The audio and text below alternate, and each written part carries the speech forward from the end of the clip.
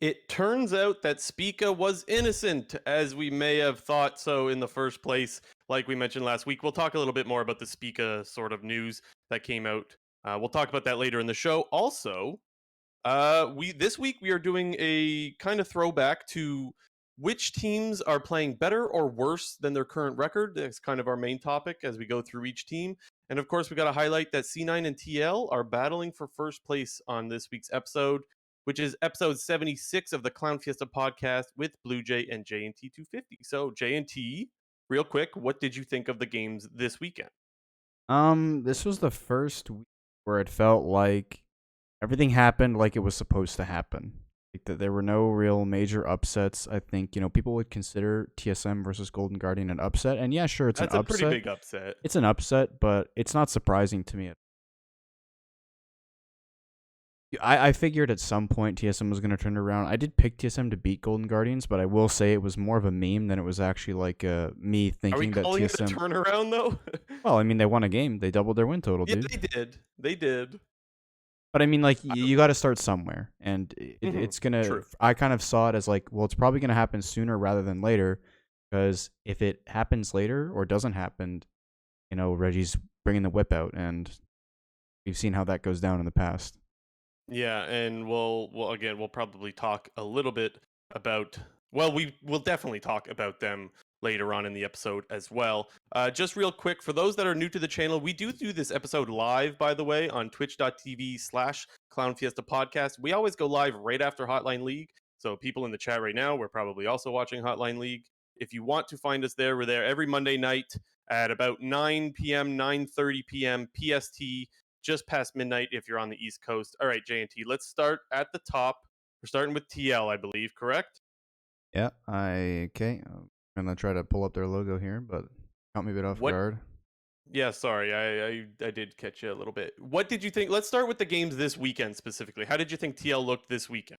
Well, here, but just before we get into it, real quick, let's Mm-hmm. just make sure we get our preface this and make sure we get our point across when we do talk Mm-hmm. about these teams, whether they're over or underperforming. We're not talking about the team relative to their expectations coming into the season. We're talking about what they look like right now with where they're at and what their record is. Because, we'll get to it later, but obviously nobody thought TSM was going to be 10th place. But, it's not based on Right. what we thought, it's based on what they are now. So, Right. So I guess in this instance, with both of us having the equal sign put up for Team Liquid, we think they are both playing. We both think they're playing like a 9-2 team right now. yeah, Team Liquid's a good team. We've said this from the beginning. And, I'm of the opinion that anything that's not first place is not good for this team. And they're sitting tied for first right now. They did have a bit of a scare this past weekend in that Mm-hmm. Immortals game where, things were honestly kind of going to plan for the most part. In that Immortals game, we saw a bit of a different style out of Team Liquid. We had Whippo on the Shyvana top, Santorin on more of a carry slash scaling pick rather than an early game facilitator, like with the Trundle, which we've seen quite a lot from him, or like the Volibear. But it was a really different style we saw at a Team Liquid. But everything looked like it was going according to plan until Immortals kind of made a little bit of a sneaky comeback. They started stacking up some drags, and they kind of just lost one team fight. Immortals was able to get Ocean Soul, and they pretty much took control of the game from there. And then, in classic Immortals fashion, through the game when it was a free win at the enemy's Nexus, TL won the game. So, like, to be honest, TL escaped with the win. But it's hard to argue that they didn't necessarily deserve the win because, like, they did. Like, the early game was good. Like, their early game was classic Team Liquid. Just some sort of missteps along the way caused Immortals to make a bit of a comeback with the Ocean Soul and then the unfortunate Nexus.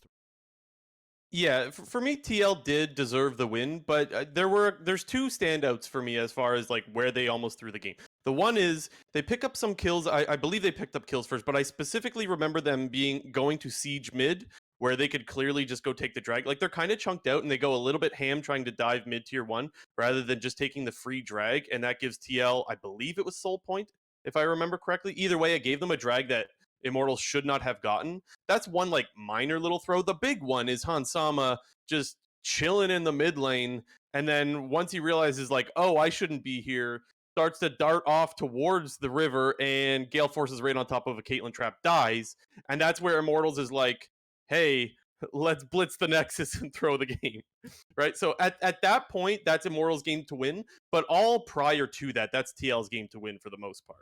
One thing I just wanted to quickly throw in here because I saw, I wouldn't say a lot of it, but like I would say a good amount of people talking about how like these Nexus throws, quote unquote, like it's not like a surprising thing if you watch a region like the LPL. And while I can agree with the fact that yeah, there's a lot of shenanigans that happens at, you know, Nexuses and like people getting backdoored or people, you know, at one Nexus bum rushing it, and then, you know, you get wiped and you run it down to the other Nexus. What I will say is the LPL is just in general a much more volatile region, and they, as the team who is, you know, in a majority of situations behind, are the ones that are going for these desperate Nexus plays. Because Immortals, they were in the position to win the game. They had all, you know, they had all the fucking, they had all the chips. Like, they had the Ocean Soul. I'll tack on to what you're saying because I agree with you. And the other thing I'll tack on just to back up your point a little bit is that like when we see these Fiesta plays out of the LPL, it's because we're seeing a Fiesta game where they're going and they're playing like super aggressive the whole time that like eventually you have to have some slip ups. Whereas like in the LCS, the games are relatively slow. And like if the game's slower, I expect fewer mistakes. So that's why I don't think it's a, I think it's a little bit of apples to oranges comparison. And I agree with you that it is a little bit more excusable for the LPL. Although I would agree that if this was an LPL game, people would be like, "Oh, XD, hilarious, fun game." But because it's the LCS, it's "Oh, must flame." So I can see both sides of it, but I agree more with your side on this. Yeah, but I guess the main point I'm trying to say is me personally, I have no problem with the team going for a potential desperate like bum rush the Nexus play if you're the team in the bad position who maybe just like got a miracle steal on an Elder Drag or a miracle Baron steal, or you just got like a pick and you're like, oh my god, we got a pick, it's 5v4, like we got to try to end right now because like for the most part like our comp shit or we're getting outscaled or whatever. Yeah. But in this case, Immortals is a team who had the scaling, they had the drag control. Elder was spawning in about 20 seconds, which they could have fall back and did. But they didn't. And, you know, this is literally almost copy and paste that Immortals versus TSM game from last year, where, like, they have all the control, they get a pick, they try to bum rush the Nexus, and they just lose. Like, I don't know. Like, I want to save the Immortal stuff for the Immortals section because I don't have much more to say on Immortals, so I'm going to keep it till then. But you are right. Like, this is classic Immortals, and we will get to them. Talking more about the TL sides of things. Well, okay, give me your thoughts on the Shyvana specifically, because I don't think Whippo had the greatest Shyvana game, and he also kind of admitted that. Did you have any thoughts on the Shyvana specifically, or any other um, players for that matter? yeah, I guess, I've been watching a lot of Champions Queue, not as much this past week, but for the most part, ever since it came out, like, it's my kind of go-to thing to do late at night if I'm not playing League myself. And Siobhan has been a pick that's kind of been popping up more and more on that server recently, so I wasn't surprised necessarily when they got locked in. I was surprised, however, that it went top lane, because from my experience of watching Champions Queue, is it's been kind of a jungle pick. Another one of those malice picks where you go to lethal tempo on the Shyvana and you do this stride breaker kind of attack speed based build, which is really strong. I think it's a really strong build. But for them to flex a top lane, that was definitely much more interesting. And we kind of did see the power of it early on in the mid game because the dragon form is so useful. He did this sort of tank style build, which it just has a lot of sticking power. When you factor in the ult, you get move speed on the W, you get a slow on the E, you have a slow on your Iceborne Gauntlet. And so you really saw the power of the pick in the mid game. However, once the game went late, in champions, you know, they had a lot of lifesteal, they had a lot of, you know, levels, armor, resistances, HP. You kind of saw the pick really fall off a cliff, and it really didn't have a lot of usefulness. It wasn't tanky enough to survive, you know, the initial dive, because Bubba would dive in, you know, do like 30% of HP to like 3 people with some EW auto attacks, but he would just get instantly blown up. So you kind of saw like it was a very feast or famine pick. I would like to see it again because I think it's a good pick. It probably Mhm. also works a lot better into melee matchups, presumably. But it was into the Graves. Graves is just like a neutralizer at this point. But I want to see them run it back. I thought it was good. I would like to see them run it back as well. And some of the criticism that you said, I don't know if you saw the interview, but Whippo admitted in his own interview saying like, I probably should have been ulting back more and trying to poke with it rather than just going in like you just mentioned. So I think your criticism kind of lines up with what Whippo said about his own play on that particular pick. The last player that I want to highlight this weekend was Bjergsen. This was the first weekend that I thought we saw Bjergsen like really look solid. I mean, I guess he's looked solid pretty much the whole time, but this was to me his best weekend. He had 2 Victor games, both of them putting out a bunch of damage, and I shouted this out on Hotline League tonight. His team fight against Immortals at 23 minutes. If you guys didn't watch it, go watch it because he lands pretty much every laser. I think every laser. Someone can stat check me on that if you want. But he lands every laser in that team fight while dodging everything. The POE goes in to try to charm him. He sidesteps that. He tries to get Leona tries to get on top of him. He sidesteps that. All the while dishing out so much damage and winning what was that fight became a 3v5 at one point. So I don't know. To me, that was just a huge clutch weekend for Bjergsen. So I really wanted to shout him out because I thought he looked great. Yeah. You know, I don't think I've been critical of Bjerg. I've just been wanting more from him, and it was clear that this week, like he was kind of the focal point of the TL game plan, whether that was Team Liquid's decision or not. Because you did see in an Immortals game, like they threw everything at but the kitchen sink at Bjergsen in that game, like literally 3 times I think in that game pre 15 minutes, where Immortals sent 3-man mid onto Bjergsen when he had no flash, and he dodged every single gank. Like it was just like pure like bodied by Jensen moment. Like that's what that felt like. Like he was getting camped. He didn't die to any of the ganks. He dodged every enemy skill shot, and then was like returning, doing a lot of damage and getting kills. So, Bjerg had a really good weekend. It's funny you mentioned Jensen because that's what I think of when I think of like those side steps. I think Yeah, of Jensen as well, which foreshadow we will talk about that a little bit later as well. We'll talk about Jensen just a little bit. but yeah, But yeah, I Bjerg thought had a the really same good thing. week. It was like his Yeah. best week by far, in my opinion. Yeah. I have one last thing on it on Bjergsen, sort of Bjergsen specifically. Core JJ's roaming mid all the time. That we see that all the time. We talk all the time about Core JJ roaming. And this weekend, I caught something specific where this is when they're just hard camping Abadage, which is probably the right play, by the way. I noticed that Bjergsen got his vision down first, which allowed him, when he put the ward down, then Abadage ended up warding the same area. And you could see just by pings, Bjergsen communicates his ward is right here, and Core JJ just dodges that ward and gets the first gank off mid.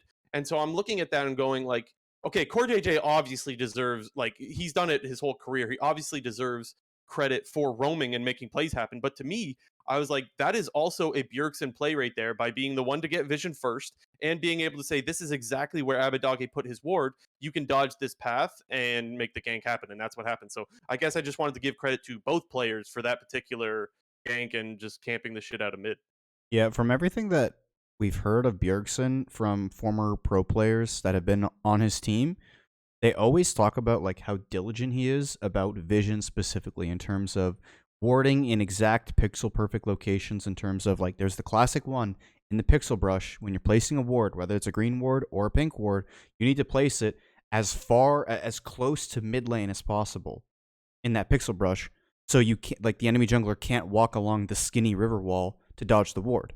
And that's something that like Doublelift says all the time, pretty much on the co-streams. When somebody gets ganked and killed because that ward didn't see him, he's always like, "Oh yeah, Bjerg literally would like punch people if they didn't ward properly like that." And like those are the thing, like those are what makes a player, like those things are what makes a player great. Is like the attention to Bjergsen would detail, punch people. dude. But it's the attention to detail, and that's what's like the marquee of a good player. Absolutely. It matters. You're Yeah. right. We ready to move on to Cloud9 now? Cloud9, not too far behind TL in my books. I thought that TL, and I still think TL is the favorite, but I thought TL was slightly above Cloud9. Cloud9's just playing really well, honestly. Like I think this team is better than I would have given them credit for. If you're not looking at our monitors though, JNT says they are playing better than they're playing better than the record, correct? Yeah. And I have them equal. I have them as they are playing like a 9-2 team. So go ahead and explain, JNT, why you think they're playing better than 9-2. I guess what I would say is I feel like, anytime we talk about C9, usually am kind of bringing up the fact that I think they should have won that first game against TL. Like, I feel like I've said it 3 times now, including the week that game actually happened. But I thought they should have won that game against TL. And like, let's be honest here. Like, if we played Cloud9 versus CLG another 9 times, even though they lost them that one time, Cloud9 probably wins those 9 other times. I have to counter you. So I mean, we're like, there's a bit of foreshadowing here, but like, I think in more scenarios than not, this team is probably 11-0. Interesting. Could you not just easily say that they should have lost to TSM though? Yeah, I mean, you could say that. And Yeah, that's a fair that's where argument. I struggle. That's where I struggle is because it's like, my God, they look so solid sometimes, and then it's like they almost lost to TSM though, But and so that's the I guess struggle, my right? thing 'Cause my thing to even say there is though, like, Cloud9, they've had that one, like, in terms of like wins. You want to. I'm not saying you are discrediting that win, but to frame an argument to discredit a win, like, can you point to any other game that's not that TSM game? Because it feels like for a ton of other teams, they've had a ton of close games. Whereas like when Cloud9 like win, they win hard and it's not close. yeah, maybe. I don't know. I can't go back and remember every single game specifically. What I do know is that I think you're being a little too generous to your squad there with the whole 11-0 thing. I don't know about that one. Man. But to me, they're looking good, and I would not be surprised if you think this team is better than Team Liquid, because you could also argue, well, if I said C9 could have lost to TSM, well, TL could have lost to Immortals. You know, like it's not there are neither of these teams is perfect, despite them being obviously in their own tier at the top of the league, right? If we want to get specific to this weekend, I thought Blabber was great this weekend. I think he's looking like the best jungler in the league. Specifically his Hecarim. What I love about Blabber's Hecarim, or I guess any champion for that matter, but specifically with the Hecarim, is he does not just necessarily wait till 6 to go gank. He will find the angle regardless of what level he is. Even if he's just a level 3 Hecarim, that's good enough. He'll find the angle, make the gank happen, and get his team ahead. And he's doing that on the regular. I think Blabber is definitely looking really, really solid right now. So for me, he's getting my pop off award for this week. I thought he was great. Yeah, just to add on to that, like one thing that I've really noticed out of Blabber pretty much since season 10, basically. I mean, that's when he kind of earned the starting spot. But he's really smart at like being patient with his ganks. Like, sure, like he's in the right place at the right time and makes the gank happen. But like during the actual gank, he's very patient with like when he decides to use his engage or use his own flash in response to like enemy flashes. Like with Hecarim specifically, you'll very often notice him charge up the E, walk behind the enemy champion, wait for the enemy to flash, and then like QW smite proc phase rush, run behind them, and then E them backwards. It's once again like those little things that make a player really, really good. I just always notice that like with his Hecarim specifically, usually even if the enemy has flash up, they still die. And I think, Mm. that's partly because he'll either wait the enemy to flash and then, alt E behind them, or if it's pre-6, he'll do the thing like I just mentioned where he'll kind of like call their bluff, run behind them. Presumably the enemy will try to flash so they get knocked back, like, or knocked away from the other laner instead of getting knocked into the laner. So, It's and funny because I wouldn't put I would have never thought the word patience would go with Blabber, but I do think you're 100% right in the sense of how he ganks. He has patience waiting for them to blow their. I actually think you're 100% right. It's just Blabber and patience. I would have never thought would go together, but I think they do in this scenario. and then we'll talk about his volley bear really quick. I can't off the top of my head think of a better like Volibear game. I think he ganked every single lane by like what, maybe 10 minutes. Like successful ganks we're talking by like 10 minutes or something like that. He had every lane going, and like look guys, if some people will say, well look, it's easier to gank when you have lanes that know what they're doing, and that's true, but you don't always have a jungler that knows what they're doing, and in this case he definitely got a lot of leads for Cloud9. So you have to give full credit there. He was an absolute beast in And both I games. think, to sort of flip that argument on its head, you could also say like, well, since you have laners that are so good, like you don't need to gank. Like the laners can be self-sufficient and you can play for yourself. But Blabber does a really good job of balancing those two sides of the coin. Where like, hey, like I'm also going to be really efficient with my farming, objective timings, but like I'm also going to help out my lanes whenever possible. It feels like Blabber is everywhere because like Yeah. He is. Cloud9 is I've personally thought that like Cloud9 has done a big refocus like their early dragons, which is what made them a really good team when they became sort of one of the top dogs in the LCS again in season 10 when a very bot side focused team. Flapper was playing around bot, they were more often not the team sacking early Rift Heralds for the double drag, and then playing for the soul, which is what I always thought their better style was. Cloud9 that wasn't as successful. The ones that we saw at MSI, the ones that we saw in season 10 summer, was when they were taking a lot of these early Rift Herald fights. So, kind of glad they're going back to what has worked for them in the past, because the same logic, playstyle, meta like still applies. Yeah. And just quick, two quick little things for me to add on before I'm done with my stuff is I thought Winsome looked good on the Nautilus. Him roaming mid, doing the whole. We've seen it before, but it's still like you got to give credit. He does the hex flash into the line brush right next to mid, ends up picking off. I think it was Olive. I'm pretty sure it was Olive in that gank. Looked really good, really nice roam on the Nautilus there, and then Fudge looks solid in the mid lane again. Like this guy, you don't need to expect much out of him, but I think specifically his team fighting looks really, really good. He's basically just kind of cruising through laning phase, which is totally fine in my books, especially with the playmaking that he's able to do during team fights or after. He's got a lot of good TP flanks going on, or the Rise ulti flanks, whatever it is. He's finding ways to pick off enemy carries, like on the Ari, for example. Fudge is looking good as well. Winsome's looking good. Pretty much everywhere on this lineup is looking good right now, and so that's why I said earlier, if you had this team above TL, I actually wouldn't be surprised. Yeah, we saw the Alistar out of Winsome. I just thought that was funny because yet again, like Cloud9 support and playing Alistar, because every single support that's played for Cloud9, since Lemonation and High, I mean, we even count High played once, but like they all are good at Alistar. I mean, sure, it's one game for Winsome on his Alistar, but like his Alistar was good, man. Like in Super Week, past week, but the week before, like all of the Cloud9 supports are good at Alistar. So, Winsome is looking, I think, much better on the engagers. And I don't think that's just specifically him. I just think the Cloud9, like their team, works so well with this style. It's what Cloud9 has been very successful on. They have Blabber on like tank engage, whether it's the Volibear, whether it's the Hecarim, like, and Winsome's just like diving the backline with him, and Berserker doesn't die, and Summit's just like destroying everybody in lane. So Yeah. Next up, we had FlyQuest. FlyQuest is 7-4 in their record. I think we're going to be on the same page. I'm waiting for it to shift. Yeah, I see it now. Yep. So we they're both have them actually playing worse than a 7-4 team. But for me, when I look at FlyQuest, I see either a 6-5 or a 5-6.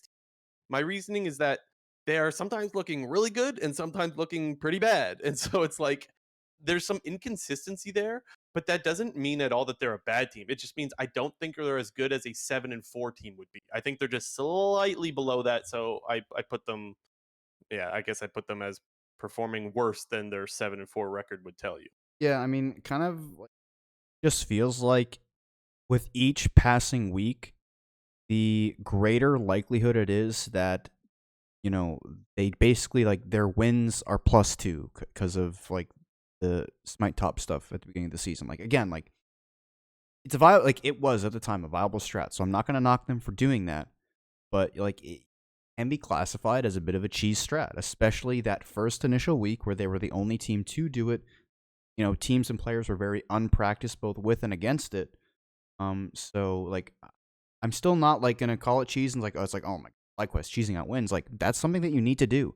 But at the same time, like, is this team currently performing like a 7-4 team? No, like probably about a 500 team.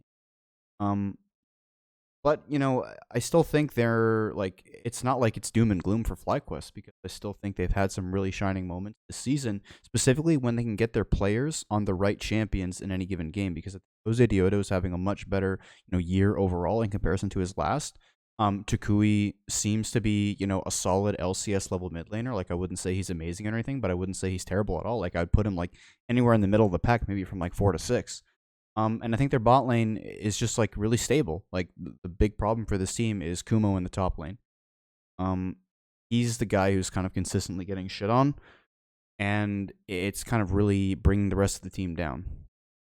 So I sort of agree with that, just because again it's kind of hard to say because they're so back and forth. I would say this weekend he actually looked pretty solid. Kumo did, but I mean he was also playing like Gragas into the Tryndamere, for example. And we saw that matchup a few times this weekend. I actually thought out of all the matchups that we saw that, for the Grag, I think he was the best Gragas as per into those matchups. I guess what I'm trying to say, like he performed the best versus Hooney than the other Gragases did against the other Tryndameres, because he actually got a CS lead in a lane that pretty much there's never any kill threat. Like no one's dying unless there's jungle attention. Like both of them have great sustain, and well, yeah, there's just no one dying in that lane. So I actually thought Kumo had a pretty good weekend, but the weekend prior he did get absolutely shit on, and that goes right back to the inconsistency talks. The other thing that I'm going to do is I'm going to echo the things about Jose Dioto. He's looking really good right now. The one game against Dignitas felt really bad for the guy because he's ganking everywhere, falling behind in CS in the jungle against River, but like his ganks were really good. Just his team wasn't always able to capitalize on his solid ganks, like Takui missing the double bomb, for example, on the Zillion, which was like a pretty clean setup by Jose. He's making a lot happen, and kind of similar to Blabber. Like I said, Blabber was like not waiting till 6 and making ganks happen. You could say the same thing for Jose Dioto. And yeah, he looked really, really good. Yeah, it was funny because while we were watching that game, I said, like, if you were to take a screenshot of the game state right now at, like, 6 minutes, saw Jose Dioto and you saw River, like, River was up, like, 4 camps and River was up in KP in comparison to Jose Dioto. But, like, if you watch the game, like, Jose Dioto's early game, that game was insane. Like, he ganked 3 separate lanes. All 3 of them should have been kills. But they either, like, got out with 1 HP or, like, there was a misplay that happened. Like, I don't remember exactly, but yeah, like his laners were kind of just misplaying. That Takui missed a double bomb. I remember like Kumo fucked something up where he like got out with 1 HP. But like that game, like even though you might not be paying attention to it and you just like looked at, the score lines and you looked at KDAs and stuff, like you thought, oh my god, like Jose Dioto's useless. Like he's got 28 CS at like 5.5 minutes. Like, bro, he was like, it was a sick early game.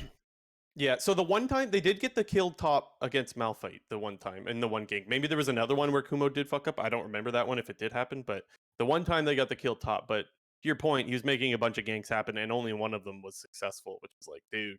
Well, he's successful probably by like, the "Come on, metric of man." getting a kill. Like it was supposed like they'd blow flashes, they would Yeah. get lane pressure, but in terms of like the visible, like tangible rewards, like they weren't getting that. Yes. Yeah. Also, I just thought of this now. This will be my Bean Superboard, I suppose. Jat trying to say Jose Dioto. Jose Duedo. Okay, he said that like last week. He said Jose Duedo, and or maybe it was 2 weeks ago. I don't know. And I thought that was gonna end again this weekend. He said Jose Duedo. Dude, it's not even like obviously this was like Jose one. Deodo, Jose Diodo, anything is just Duedo. Yeah, but I don't know. it's not even just Jose Dioto. Like I feel like with the LCS, like it's a pretty common theme for all the casters to have a different way of pronouncing a player's name. Like, and I feel like that like it just kind of like irks me. Like when Can Abadage came over like, and became Abadaga all dude, of a sudden. can they not all just get on the same page and be like, can somebody like who's got like the headset on the broadcasting like, yo, you pronounce this guy's name like this? Like, I feel like this is like some quality control shit that like somebody just needs to say, like sit them down in the Monday meeting and be like, yo, you say this guy's name like this, not like this, or this. You know what I mean? Like, Bean soup. it's just a bit cringe. I don't know. It doesn't bother me that much. I think it's kind of funny. I think it's like I don't know. I just chuckle when I hear that. Last thing I'll say on FlyQuest is the one thing I noticed with Takui is, especially in team fights when he's playing Syndra, he will get a lot of multi-man scatters. Something I noticed with Takui. And even though I didn't think he had the greatest weekend, that's something that you can always rely on him for. I expect him to be better because I think he's had better weekends in the past, but still something that stood out as being pretty good. So I got to give credit to him for that. Okay. 100 Thieves. What do we have for 100 Thieves? Oh, well, we both have them equal. They're 6 and 5 right now. And I'm just gonna be brutally honest here. Like, this team is just not as good as they were last year, and like, I'm not saying that they're a bad team, but like, they're just not as good. Yeah, they're supposed to be a top team is the problem. It's not that 6 and 5 is bad. It's not that playing like a 6 and 5 team is bad. It's that they're not supposed to be 6 and 5. They're supposed to be the 7 and 4 or the 8 and 3 kind of thing. Yeah, and like I do think it is a result of like individually the players aren't playing as well. FBI and Huhi, while I would still probably put the top 3 bot lane, They're nowhere near the form that they were on last year, being definitively the best spot lane. Abadage, like, we can keep talking about this guy, but like he has been inting the majority of the split. Like it feels like I want to say like you probably point to like 8 games where he's just like dying randomly where he shouldn't be, or he's like playing really disrespectful up in lane and like dying to ganks, or he's like not blowing his flash to survive a gank. And I think we've consistently talked about this, but like Sunday is actually having a really good season, and he's playing very, very well. It's just kind of like the rest of the team isn't playing as well. So while I do think that the outlook of 100 Thieves still is good because we know that the rest of the roster can play up to a higher level, it's just like kind of a bit disappointing because they're not. The fortunate thing for 100 Thieves is that right now it seems like there's a top 2 in the league, and it seems like that third spot is up for grabs. The only problem is, as I mentioned like a month ago, like Abadagi will come out of it. We know he's better than this, and He hasn't. my God, I'm having a hard time holding on to that opinion. I feel like my copium has been saying that every week, but I gotta let go eventually because we're not seeing him play that great. And I still think someday is a beast, like you're saying. The other guy I'll throw in there is I actually thought Closer had a good weekend as well. I think his Lee Sin is good as you could come to expect. He's always got a nice kick at least once every time he plays Lee Sin. So I'm giving him credit for that. He had a nice 3-man kick in a team fight win against Team Liquid at Herald, which kind of got 100 Thieves back in the game a little bit. Unfortunately, it wasn't enough. Where I got to give criticism is, I mean, I won't bash on Abadagi anymore. No need to beat that dead horse. But also, FBI, his positioning was a little bit wonky in the one team fight in like the west quadrant where like blue buff is. Um, he positions where he has no way to have anyone in front of him. Like normally you want to play front to back, and he positions that there's no one in front of him. And if you're against Core JJ, he's gonna fucking hook you when he's playing Nautilus. And so he did, and he died, and then the team fight goes to shit right after that. And I'm like, I feel like FBI should know not to position that way. But he did, and it's a really costly mistake, and you can't be doing that if you want to win games, especially against top teams like Team Liquid. I just wanted to, mainly Mhm. because I think visually he's not as good as he was last year, but I think that's mostly due in part to Abadage not playing as well. I think Closer is similar to Blabber, really good at like basically taking control of the game like with his own hands. He will do the heavy lifting and he will win you the early game, and then it's kind of like now like I've gotten every single one of my lanes ahead. I've gotten all the early objectives. Like my job is done, and I think it's just this season a lot more difficult for him to do that because mid is so consistent behind, and he doesn't have that freedom to just walk into river and do whatever he wants because mid is either getting pushed in or it's constantly dead, and he doesn't have There's no vision control. prio. Yeah, there's no prior, and I think you could take a look at these games and say, oh, Closer's not playing as well, but I do think that's more on like Abadage's shoulders than him because I completely agree with you. Like Closer is still like looking good I when think you're when at the given very the least. Sorry, finish your thought. well, just like when given the tools, like this guy will still run over games, but he just doesn't like. He's just not always able to flip that switch because he's like, oh fuck, I gotta go bail out mid now, or like, oh fuck, like Hui, we gotta come like retake vision here because our mid's fucking in thing. But I don't know if you're 100% right, but at the very least, I think you're partially right at the very least because I do think it's much more difficult when you don't have prio from your mid laner and when your mid laner is just kind of getting shit on. But also, as I'm specifically talking about Closer this year versus Closer of last year's is what I'm talking about specifically.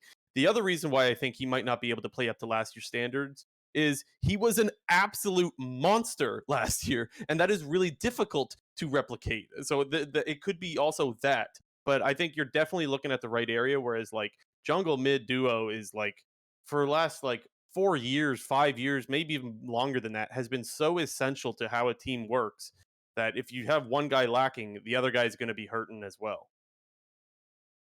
And that's pretty much what we're seeing. I don't have anything more to add.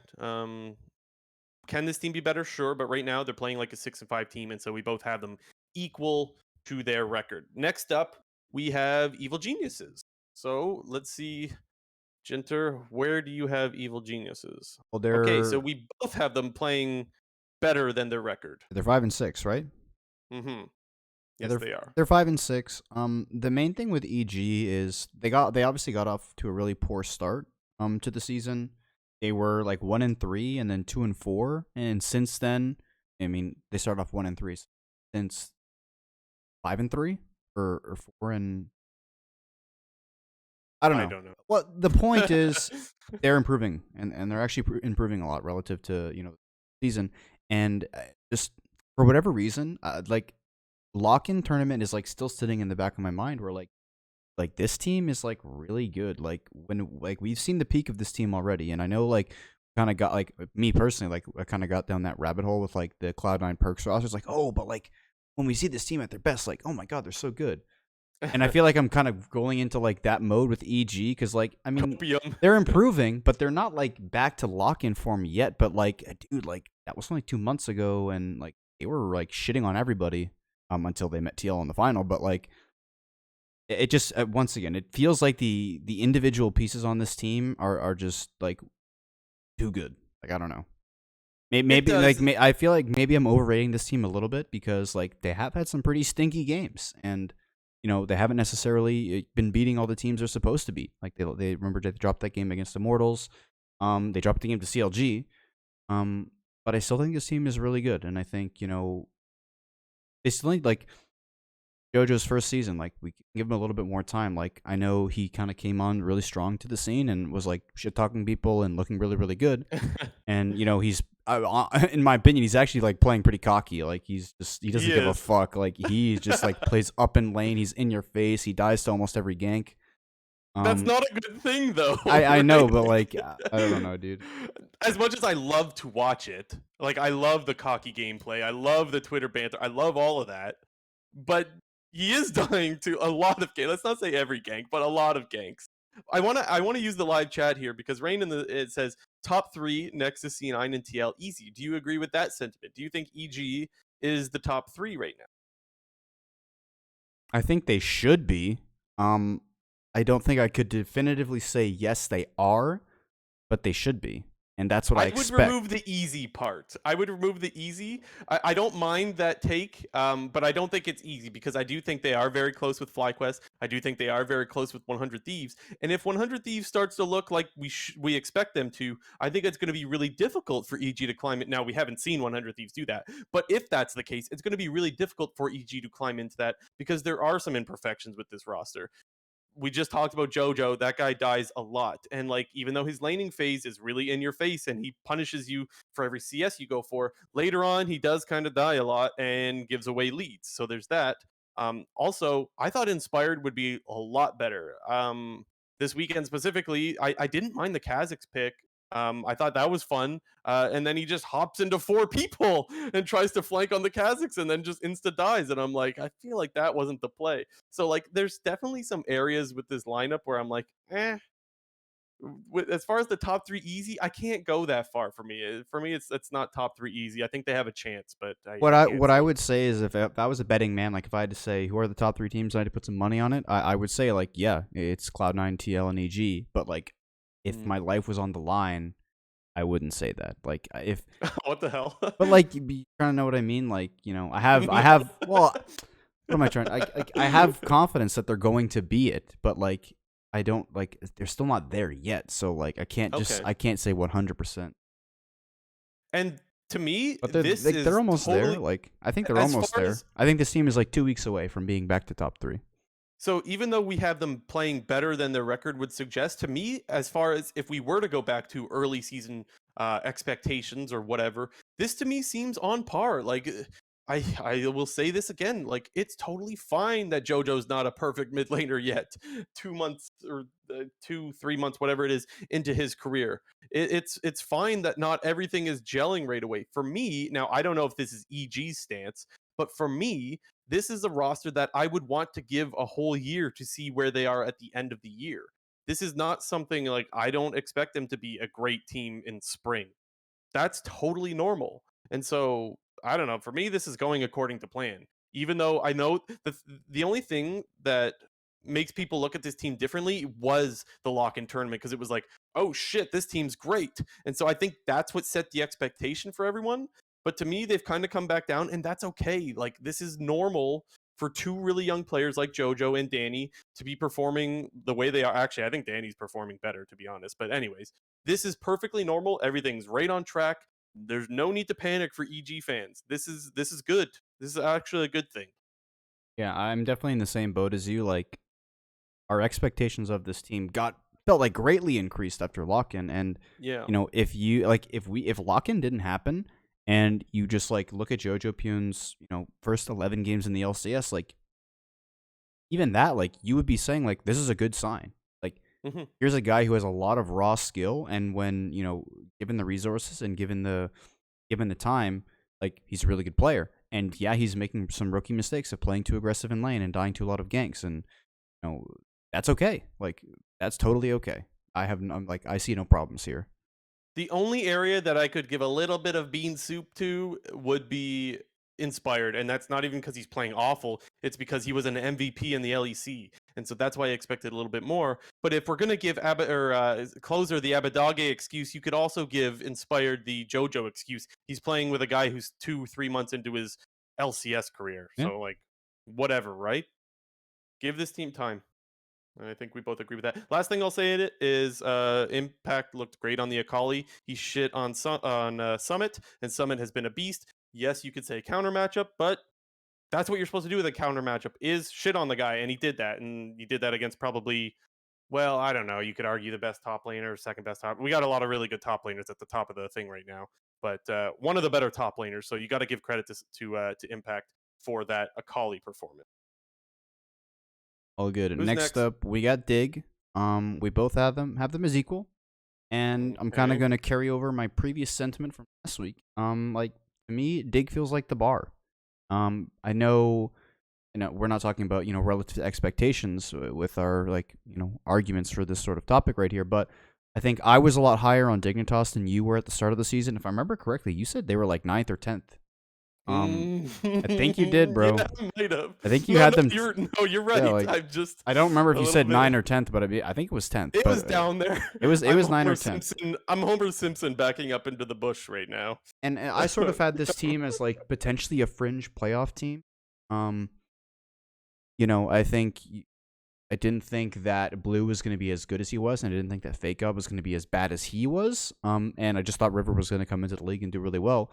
But right now, they had a good weekend, I would say. Are they 5-6? Right, that's what Yeah, they are. they're Five and they're six. five and Yeah. six. They beat CLG. They lost to FlyQuest, and that game against FlyQuest specifically, I just felt like Dig had the like infinitely more difficult to execute.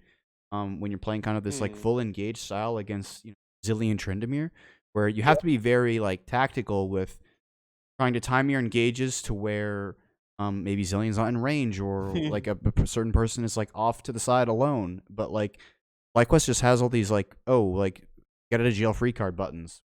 Zillion ult with the Tryndamere ult, with the Hecarim ult even, because if you flub your dives, Hecarim's just gonna dive your whole team and fear the whole backline, and you're gonna get shit on in team fights. And we saw that game be relatively close. Like it was a pretty much even game up until the end, where FlyQuest won that last fight. I think it was around Baron.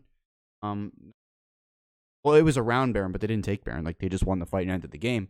But it was a Right. really close game. I don't really.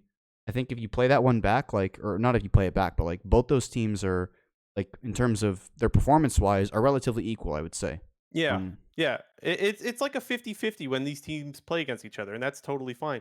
I laughed a little bit when you said something about something tactical or whatever when they're playing a Malphite. I thought that was a little bit funny. oh, I don't know I if you did. did that on I no, purpose I or didn't. not. Okay. Well, anyways, I thought that was a nice little throwback to the tactical Malphite in air quotes. No, but Look, I was really disappointed. So I agree with you with the you're an all in comp against a Zillion. That is not easy to play. However, they have a Malphite into a full AD comp. Not full AD because of the Zillion, but most of the team comp is AD. That like this Malphite should be incredibly valuable in this game. And Fake God was just not. None of his ulties were particularly all that great. In fact, the game losing team fight was because he only ulted like a Nautilus or yeah, something he like that. solo ulted Nautilus. Like it just felt like in that game, like Fake God just wasn't patient enough, like with his ult. Dig and FlyQuest were just like posturing back and forth, and it just felt like in the game, like just watching the game as a spectator, it was just like, oh fuck, like Dig's just kind of getting poked out by Zillion bombs, and like they can't kill Aphelios because Aphelios has like red gun in all these fights because Aphelios is do a good job of timing their guns so that they have the proper guns when it comes to team fighting. So Like you're getting poked out, and your own poke that you're landing against, enemy ADC is either getting healed up completely or you're poking the Tryndamere, which doesn't even fucking matter. And it just felt like Dig got frustrated and was like, "Fuck, we got to go in." So like, I'm pressing Yeah. R, and then like, oh, it was only on a Nautilus, and like, even if you kill a Nautilus, like, who fucking cares? Like, I thought Takui was like smart in a lot of team fights where like they would lose Aframu like instantly into the fight, but I think it's much better to hold on to the Zillionaire rather than to use it on the support who's getting caught in the first place. Um, Absolutely. And that's where you gotta give credit to Tukui for being patient with the Zillion ult. That game to me felt like it was very much about Tukui's performance on Zillion versus Fake God on Malphite. And Tukui was a better Zillion than Fake God was a Malphite. Because to me, those are the strengths of both comps against the other comp, like the air quote counters, if you will. And that's what the difference came down to that for me, because he was able to hold it for either Jose Diodo or for Johnson on the Aphelios, who could pop off in team fights, and that was the difference maker. But yeah, I think they're playing about to their strength. 5-6 or 6-5 is where this team should be, and I don't expect their record to fluctuate very much throughout the rest of the season. I think they'll be about 500 with approximately same amount of wins as losses, either like a 10-8 or an 8-10 or 9-9, yeah, I somewhere in mean, there. this team will be fighting for playoffs. I think I forget which players I was talking about when I said this, but for Dig, they're in the sort of boat where like when they get their comps, like they're a really good team. And I think when this team has to do a bit of like on the fly thinking, whether that's in the game or whether that's in the draft, like they do tend to struggle. But in terms of like if they're able to just like get what they want, like they feel like a really good team. Like when Yeah. River gets the Jarvan, when Biofrost gets like when they get their Caitlyn Lux lanes or like Caitlyn whatever, or like Biofrost is playing like Thresh, they're playing like Aphelios Thresh, Aphelios Jhin. Sorry, the Jhin Thresh. They're good. And so I'm not like counting this team out because they're in a pretty good spot record wise in terms of making playoffs because they're tied for sixth, right? They're tied for sixth with EG, 5-6. Last thing I'll say on this team is I like River on the Volibear because his J4 gets banned quite often. I think he's found another pick that he could have a lot of impact on, so that's good. And I think Biofrost is probably the most underrated player in the league, quite honestly. I think he's been their best player. I think Biofrost has been great. Specifically, I'll just stick to one I'll go with River. specific example was the Lux binding on the Kennen that's about to flank them. Like they probably end up losing, well, both their AD carry and Bio probably dies there and really could swing the game in CLG's favor. Biofrost just completely stuffed the Kennen, and that was just one example of many where this weekend he looked like an absolute beast. I've already erased that game out of my mind because it was painful to watch Hmm. from the CLG perspective. Yeah, they aren't that good. We'll get to them soon. Dude, I think I'm Next up, becoming a bit of a CLG fan. I don't know, I don't know, like the hey, fucking tides that's have nice, turned. man. You could kind of join the club. I mean, I left that club, but We're in it I briefly. I left that club after the end of last year. My contract was over. Feel free to take my spot and ride with CLG for the next year, JNT. By all means, They need fans, bro. everyone's got to be a CLG fan at some point.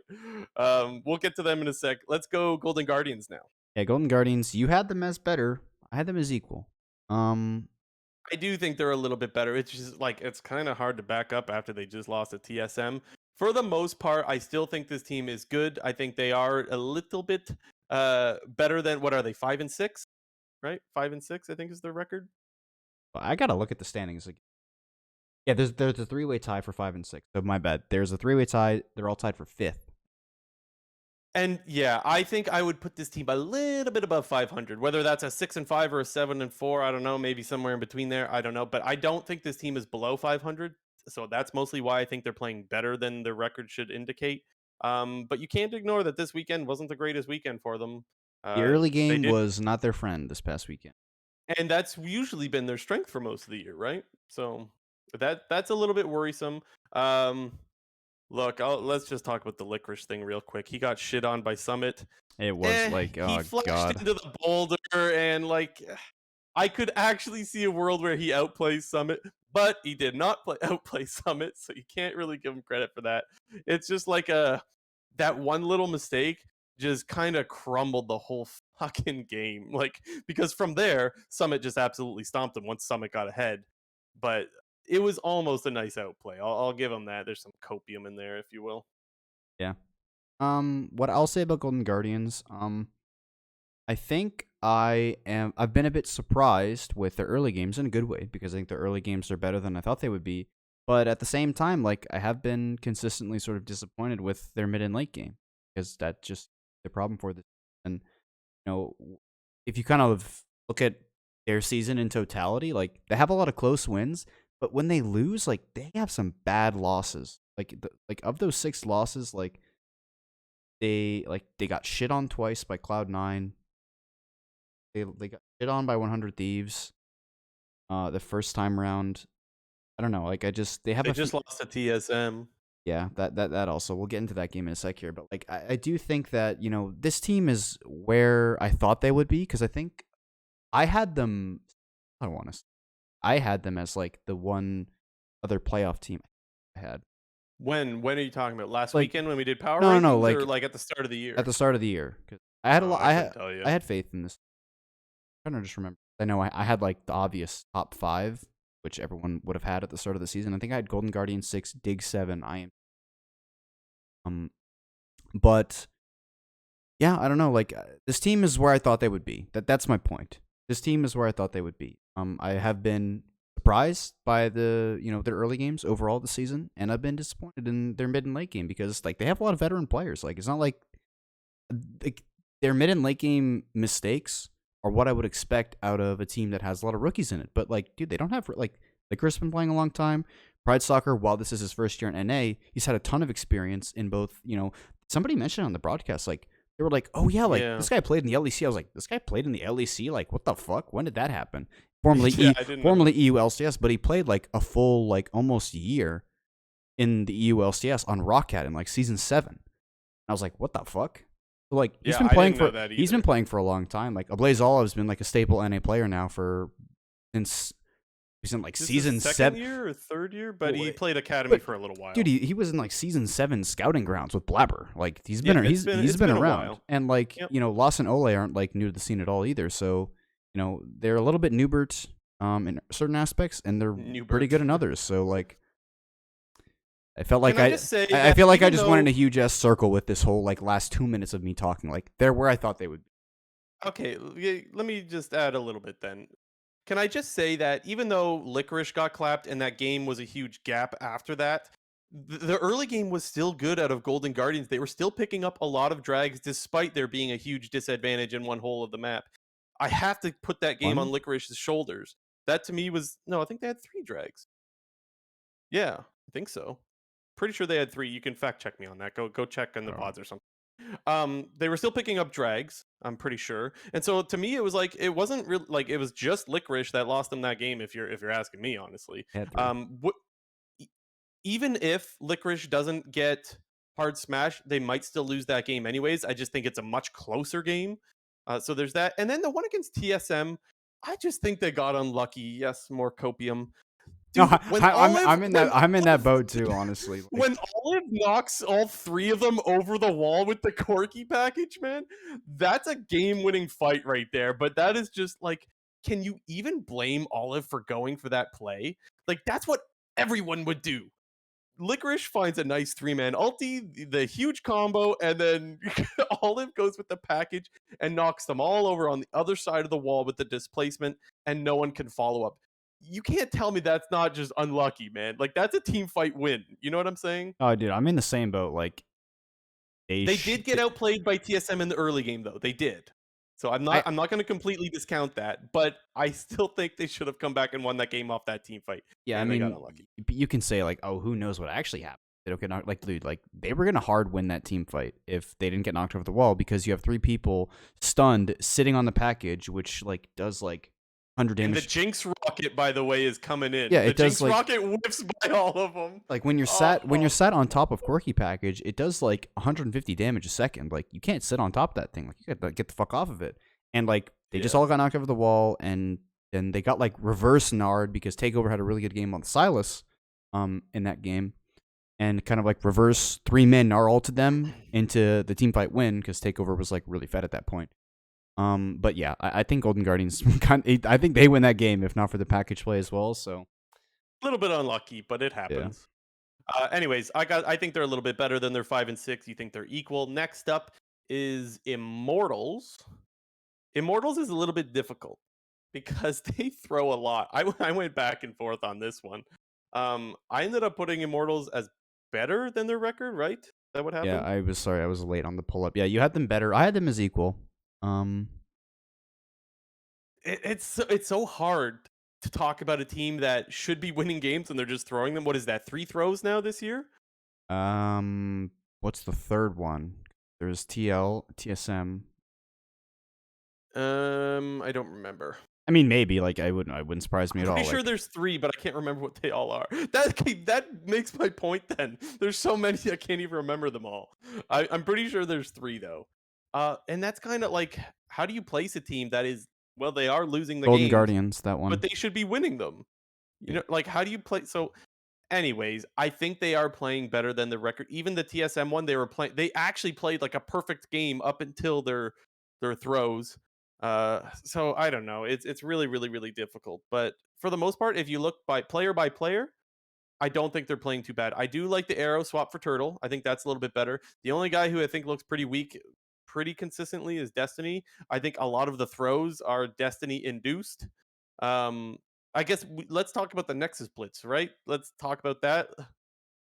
Um, okay, so we mentioned earlier, Hansama has a pretty big fuck up. He ends up gale forcing onto a Caitlyn trap where he's out in no man's land. He dies. And now you've got like a 50-second death timer, maybe a minute. I don't even know, a really long death timer. Like 50 on Hansama. What I can tell you for sure is that Hansama spawns 4 seconds after the Elder Drag does, which is plenty of time for you to either take a 5v4 at Elder, or you could just have gone right over to Baron, picked up Baron first, and then headed over to Elder. If you don't think you have time to do that, fine. Do Elder first, and then you could either, with that, you could either do the exact same play that you did. Now you're blitzing the Nexus with Elder buff, or you could go over get Baron and do it with Elder buff, Baron buff, Ocean Soul. There's no way you lose a fight if you just take the free objectives. The other team doesn't have a fucking AD carry, man. That was like, I could not believe they went for that play. There was no reason to rush that. And yeah, I think I tweeted out something along the lines of like, this team is the most easily reliable team to throw a game because we've seen it so many times now. Ugh. Yeah. Um, I know you said like, you know, okay, well, I'll go back to your beginning.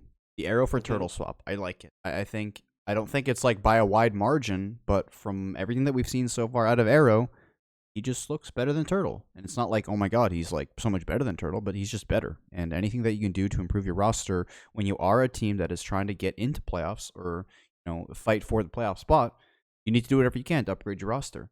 But at the same Mm-hmm. time, like there's not a player on this roster that I have like 100% faith in, like in any given game, because I still think this is like my problem that I had with Immortals all of last year was that like sometimes like a player will pop off and then the next day like they're inting their face off. Like Revenge had a really good game on the Graves this time, but like dude, we've seen Revenge in so many games, and like while we're like even in the TL game, like Revenge, just like I said, was doing so well. Thursday wasn't playing well and Destiny wasn't playing well. Like their engagers and their primary team fighters were fucking up a lot.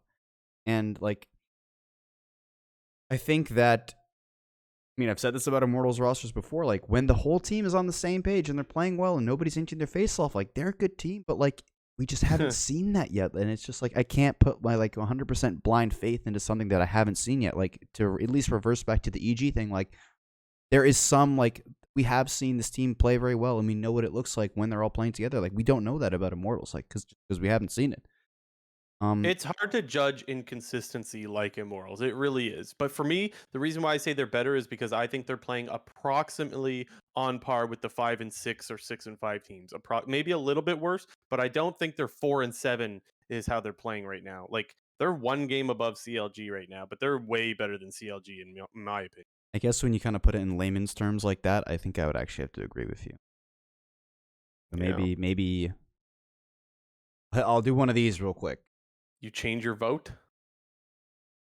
Boom. All right. I've sold JNT. It's Yep. Health freezes over, NA wins Worlds, and I don't got one more example. You could fill in the blank. Anything else on Immortals before we move on? Um, I think that's good. Okay, let's go Getting some classic CLG. stalling. Okay. Yeah, CLG. They are 3-7. Yeah, they're 3-7, but they're a big pile of dog shit. I think they stink. Yeah.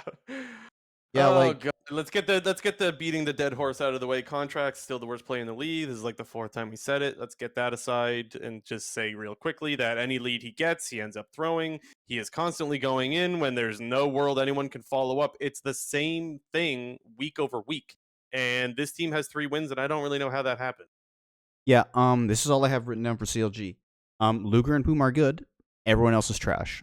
And I Even think Luger's not playing as good as he was at the start of the split. I yeah, thought he but had a better start. I But agree, but I think overall, I like still agree with the sentiment, though. Luger and I Poom agree are a with good it. bot lane. Like Poom is like I've been like I mean this is maybe why I said earlier that I'm becoming a bit of a CLG fan is because like I don't think Poom's actually that bad. Like I think he's actually pretty good. Like I think him and Luger are decent. I just think that when you run into this problem of your jungle is inting their face off and your top lane maybe Jenkins isn't running it down per se. Like Yeah, he does. don't talk shit about Jenkins, No, man. but he doesn't do Don't anything. talk Like about my he boy. doesn't win. He just he either goes even or loses. And I you think know his Kennen was pretty good this weekend. He had the nice play picking off the Dignitas bot lane, which they could have ended up contesting Baron right after, but they didn't have vision on it and didn't know that Dig was only 2-manning it. But that was a nice play by Jenkins. I got to give him credit there. I just think for I the I most think his part he's like Kennen's good. he's a no impact player. I And could you get know, behind that. I mean, I guess I'd like to sort of counter my own argument.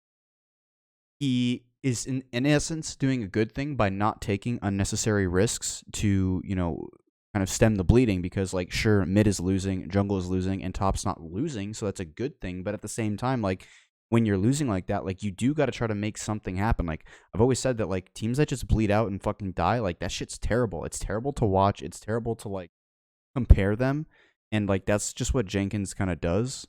And it's just unfortunate because I actually do think this team, if Contracts wasn't an Inter, actually wouldn't be that terrible. Like they're terrible, but I don't think they would be that Yeah. terrible if Contracts wasn't inting.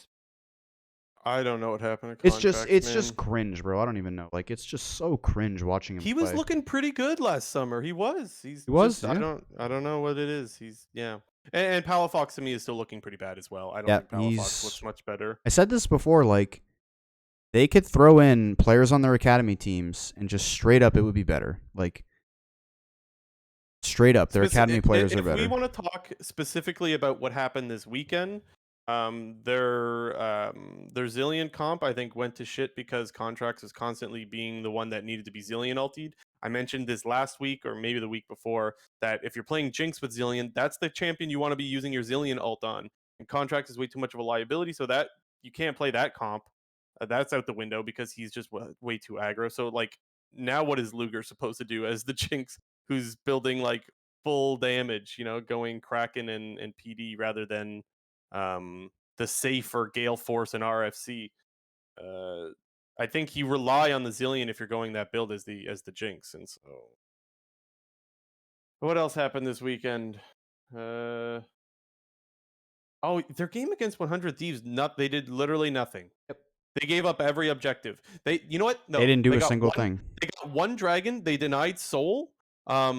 And all it was to get themselves a cloud drag while they gave Tryndamere 600 gold by getting tier 2 in the top lane, which he ended up putting to good use later because he was able to just one-shot Jenkins after because you're Tryndamere and you're scaling great. That was the one thing they contested was one dragon, and that was the game. Like, they literally did nothing the whole time. So, nothing more for me to add. This team is bad. Okay, quick question. And I guess we can kind of transition into TSM if you don't have anything else, but are they worse than TSM now? Because a couple of weeks ago we said TSM is worse. I'm going back to CLG is worse. Are you flopping or are you sticking? I'm going to transition the screen into showing TSM, and that will answer my question for you. TSM's still fucking garbage. Okay. So you think TSM is still worse than CLG? And they're worse than 2 and 9. It's close, really. Dude, they shouldn't. I think 2 and 9 is probably where they're at. But they shouldn't have a win this season. No. I mean, maybe they should have one Cloud9 game. If we want to go like, they should have given the one from this weekend against Golden Guardians. Like, okay, Dude, sure, you could definitely argue that Golden Guardians should have won that team fight and whatnot, but for the most part, they controlled the early game. And the one thing I will give TSM credit for is they actually, this weekend specifically, controlled objectives in the early going. Like, they were the first ones to Herald, to set up vision around Herald. They were the first ones to Drag, to set up around Drag. They completely look like absolute dog shit once mid and late game hits. But for the early game, they're actually not that bad. So there's a little bit of copium and hopium for TSM. I guess what I would say to that is, like, I mean, good on TSM for doing that, but they kind of, like, that's a necessity in their games because they played like a very early game focused, like, kind of draft. Like, they had like the neutralizer and Gravestop, they had the jungle, and you're playing against like the infinite scaling of Jinx Corki.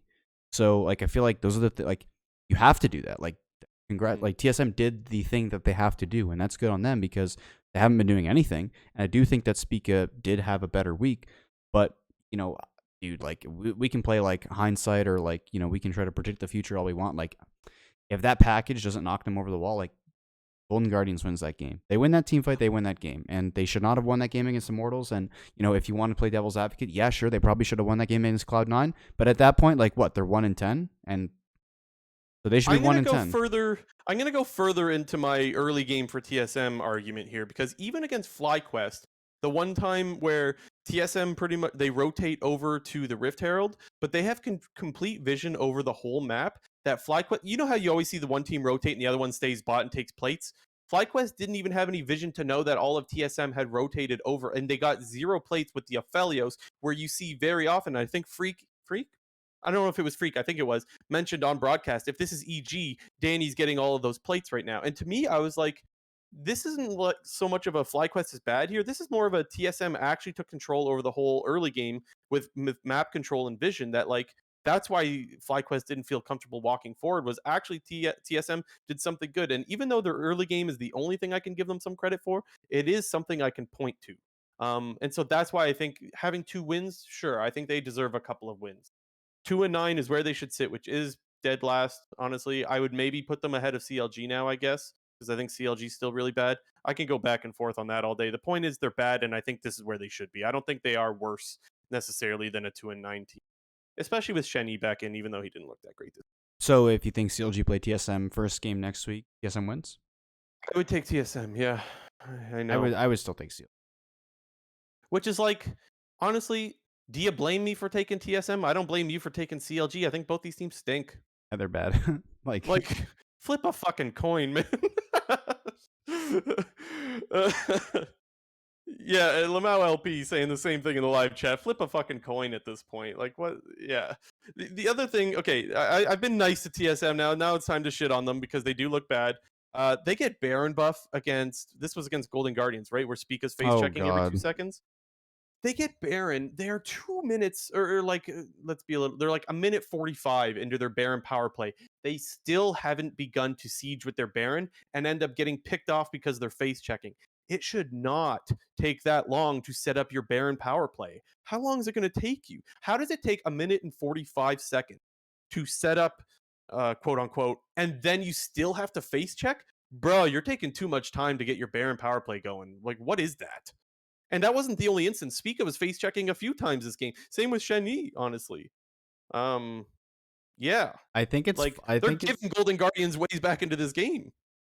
I think it's funny because ever since the whole like Shenyi thing where like Bjergsen was hovering Shenyi, it felt like for whatever reason there's now like a 50-50 split when people like verbally say Shenyi. Because I felt like, some people will say it in 1 syllable and other people will say it in 2 syllables. And I feel like What am I saying it in? Well, you're saying Shenyi. Like, there's like a bit of a space in between that where I still say Shenyi. But I feel like I was doing that, I swear. Like, it's just something I've like slowly noticed is like people are just saying like Shenyi now instead of just Shenyi. And I think that's because there's a connection, but I think that's because of the Bjergsen like hovering Shen and Yi, and like everyone like that's now like in everybody's mind because like you could be onto something. I think it's funny. I didn't know I was doing that, but that's hilarious. But like maybe people were doing that beforehand, but like ever since that Bjergsen hovering thing happened, I've just like now picked up on it that like some people say it in like 2 syllables and other people say. Okay, do you have anything more about this past weekend, or should we get into the SPICA stuff? Oh yeah, I mean, here I'll just take the TSM logo off the screen just because Okay, we're not so talking just about yeah. that. But So you think they don't deserve any wins this year? I think they deserve the two. There, that's well, been maybe wrapped up one. now, Like we can give them one, or but like maybe one. Okay, you think they're worse than 2-9 yeah, though? I Which think okay, they're at best. Well, at best, but like they're 1 in 10. Yeah. okay, all right. This past week, just not too long after our episode aired last week, TSM finally came out with the truth. And we found out that Spica was actually innocent and it wasn't him that wanted Shenyi benched or whatever. I don't remember all the accusations. There was actually quite a few of them, and Spica was getting some heat. And Spica came out with the tweet that was like, I wish my only job was to jungle, and blah, blah, blah, blah, blah. Now TSM finally comes out and says, oh, by the way, it was actually because Shenyi just YOLO locked in a pick and was kind of disrespectful to the team and staff about criticism or whatever it was. I have direct quotes here if you want me to get into those. But the point is like everyone who was hard blaming Spica for being the reason Shenyi was benched was like wrong. And we mentioned, I remember saying this specifically when I don't know if it was last week or 2 weeks ago. I remember saying like it feels like the explanation that we got was just misleading. Like, oh, he needs to learn a couple more things or whatever. And it was like, uh, I don't know, man. It felt not truthful, and turns out it wasn't truthful. And so now you're like, well, how am I gonna ever trust what TSM says if they just make up shit about why their players are being benched? Yeah, it's once again like the damned if you do, damned if you don't scenario where like ESM they made this decision after week 2 to bench Shenyi, and as you just said, we've now found out that pretty much everything that they said initially on why Shenyi was getting benched was just a lie, and maybe it's not like a lie because what they said could be true, but like they're trying to lead you away from the truth because like why would you ever want to say that stuff publicly at that time? Be like, oh my god, like Shenny's not listening to like what the fuck is going on, bro?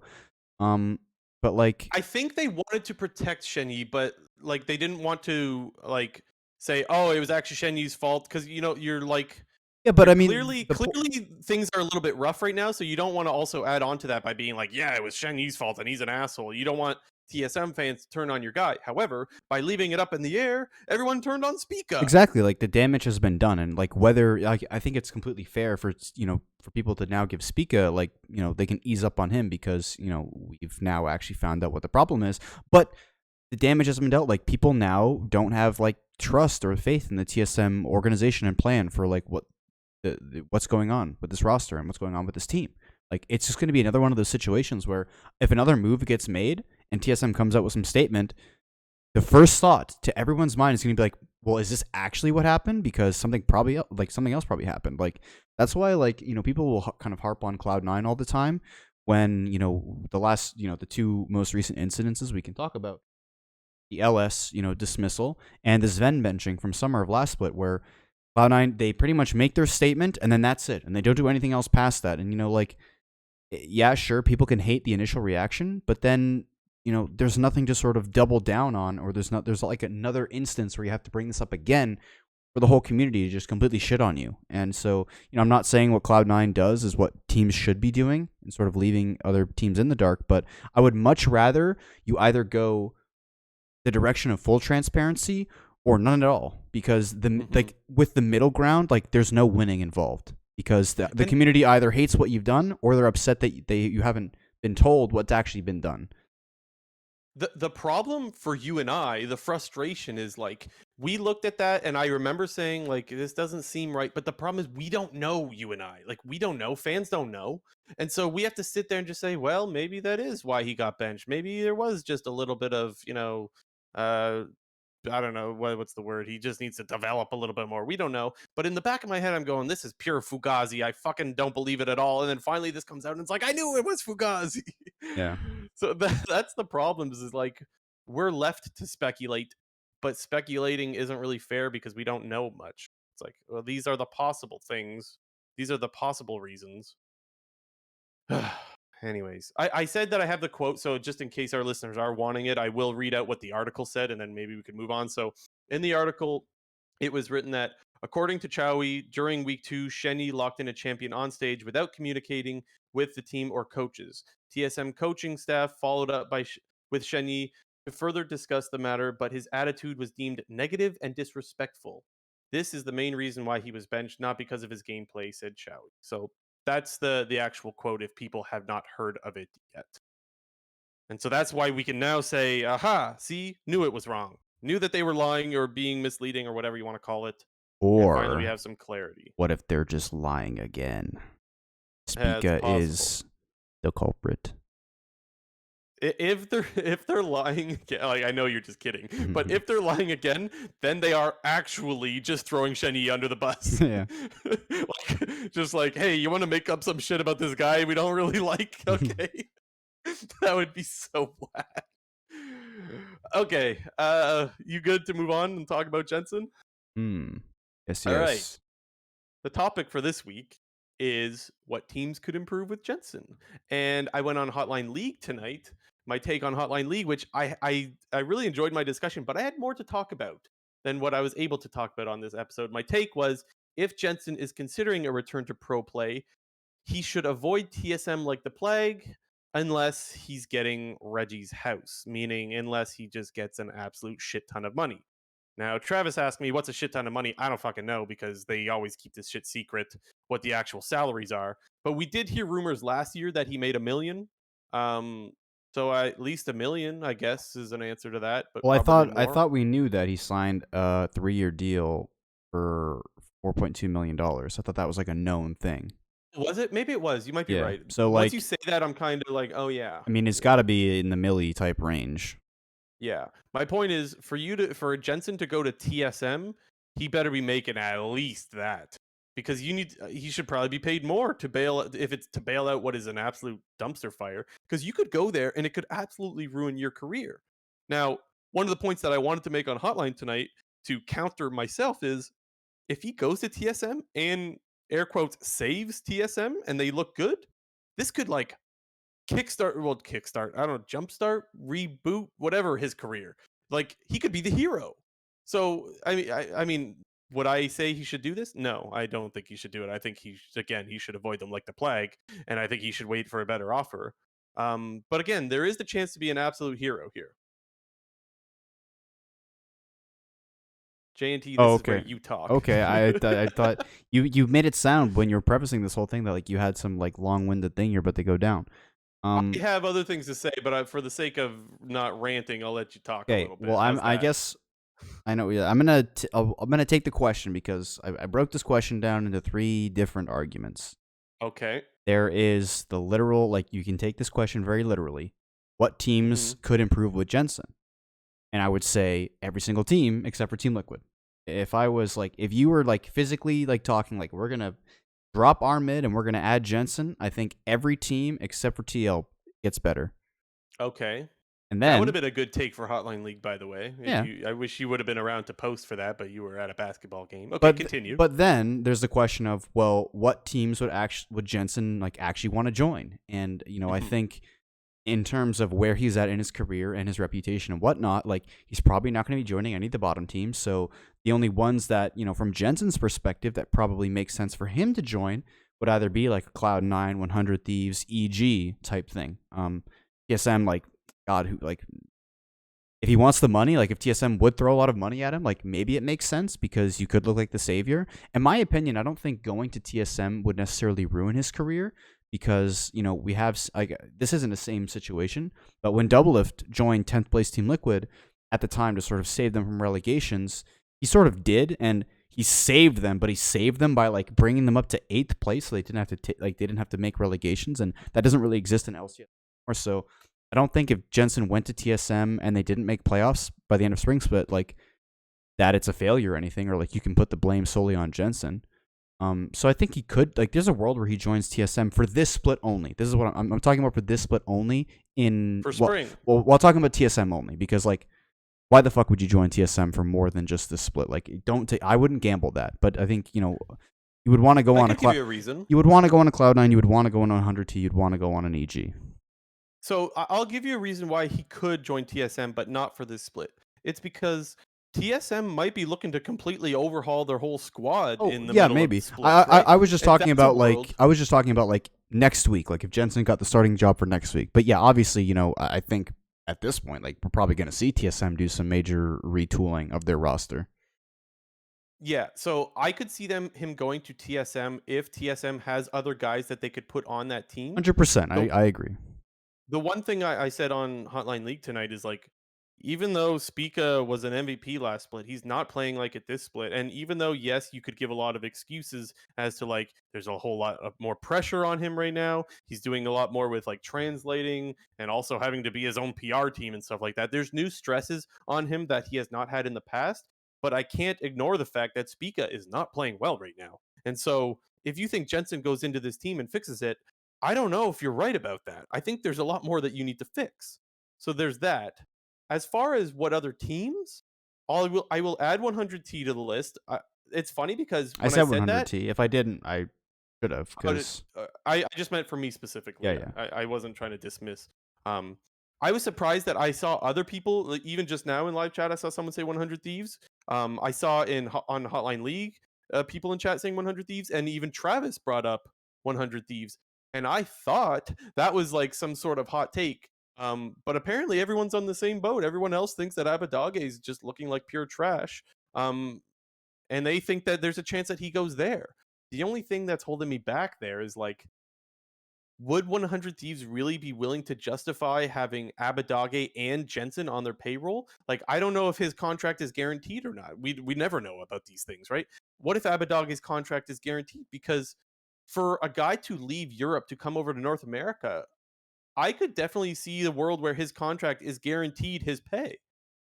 I don't know that much about contracts. I could be wrong, but He's there's the a world where jungler that's the for case. CLG. Yeah, XD. Nice. There's that's something I would say, and you would I roll your know, I eyes at know. me. That's why I said it right now, because I knew you would say something like that. But seriously though, right? Like that could be a concern. Am I right or wrong in that? I mean, yeah, like probably gonna have to shell out some extra money, but at the same time, like if you're a team like a 100 Thieves or a TSM that has international aspirations, and there is a player available that can fix a lot of your perceived problems, you like, bro. Sometimes you just got to go out and spend the money. Like if you act, like if your true goals are to go to Worlds and do damage at Worlds, or even if your goals are just to make Worlds, in the case of TSM at this point, like, and they're serious about it, like, and you have the money to do it, like, you need to do it. Like, So two other teams I'll throw in the ring here. okay. One is EG. I'll get to EG in a second, and the other one is CLG. CLG I don't think is very likely, just because I don't think they're willing to spend. But the idea behind CLG is that I think that's one of the areas where they're in real desperate need of a mid laner, because I don't think Palafox is really good. I just don't think CLG is willing to spend is the problem there. But as far as like where you could really use an upgrade, Palafox to me up to Jensen is a significant upgrade. And I don't look at Palafox as this new player anymore. Played all of last year and he wasn't looking very good. He's played all of this year. He's still not looking very good. I'm ready to. I'm giving up on the whole Palafox hype thing. If he starts to look great, I'll give him all the credit in the world, but I'm not waiting for it. Whereas like I would give JoJo way more time, which is where I get back to EG. I do not think EG should do this. I think JoJo deserves more time, but that is an area where I also see an upgrade possible. Like, would it be the end of the world if EG thought, I don't think JoJo's ready yet. Let's put him back in academy, give him more time, and let's pick up Jensen if we think we can make a world's push with that. I could see that world. Do I think they should do it? No, I don't. I really don't. Yeah, you're kind of. I didn't necessarily get to my last aspect of this topic, but kind of segued into it quite well. Like, we also have to look at it from the LCS team's perspective. Like, does it actually make sense for them to do it? And specifically on the EG thing, like, JoJo is an up-and-coming player. This is a guy that is playing his first split in LCS, has a high ceiling from what we've seen before, and presumably, you're not paying him that much money relative to what you would probably have to pay Jensen to acquire him. So the other thing is, like, if it makes sense for that team to do it, while yes, it's probably a strict upgrade. Like, Jensen is definitely better than Jojo Pune. Just like, I mean, maybe like Jojo Pune has a higher ceiling. We don't know. But just in terms of consistency, you would much rather have Jensen. But at the same time, you look at teams like, the other ones I have written down here are Cloud9 and Golden Guardians, because I think Fudge and Ablaze Olive are very important role players for their team, because I don't think Fudge and Ablaze Olive, are perceived and play like strict carries, where we see like, okay, like players like Power of Evil, players like Bjergsen, like they're playing the control mages and they're getting the resources and they're carrying, as opposed to Fudge and Ablaze Olive, who I think are these much more role players, will play whatever the team needs, play it much more supportive to the rest of the team. Like we see Fudge constantly playing with Blabber. We see Fudge constantly going bot side. And same with a Blaze Olive. Like we see a Blaze Olive doing a lot of early roams, like kind of what he was more known for last year. This year is a much more of a stable sort of mid lane meta. But I just think that for those two teams, both Cloud9 and Golden Guardians, like I think the makeup of their team is really important to the mid laners that are currently on the roster, and putting in a different player could kind of screw up the sort of chemistry. But obviously, like Jensen is a better player than a Blaze Olive, and Jensen currently is probably a better player than Fudge. But Fudge is in that similar boat. Like all of last year, like he just got better and better as time went on. And as of right and now, Fudge is probably much cheaper as well. exactly. And I don't think there's any reason to replace Fudge. Not to mention, remember I Max agree. Waldo, who is an LS guy, who is a Fudge guy. Like I don't think Max Waldo is going to want to replace Fudge either, and so I don't think that's going to happen. Especially if you were to replace Fudge and then it doesn't work, then you really got a lot of pressure on you if you're Max Waldo. You know what I'm saying? Like people are already on your ass because you're not LS. Like that would be a nightmare. The other thing that'll counter your Golden Guardians thing is I'd be really surprised. I just don't think this team wants to spend money. Yeah, They gave the excuse when COVID happened, like, oh, we have to be developmental again because we don't have money. And I'm like, dude, you own the fucking Golden State Warriors. Miss me with that.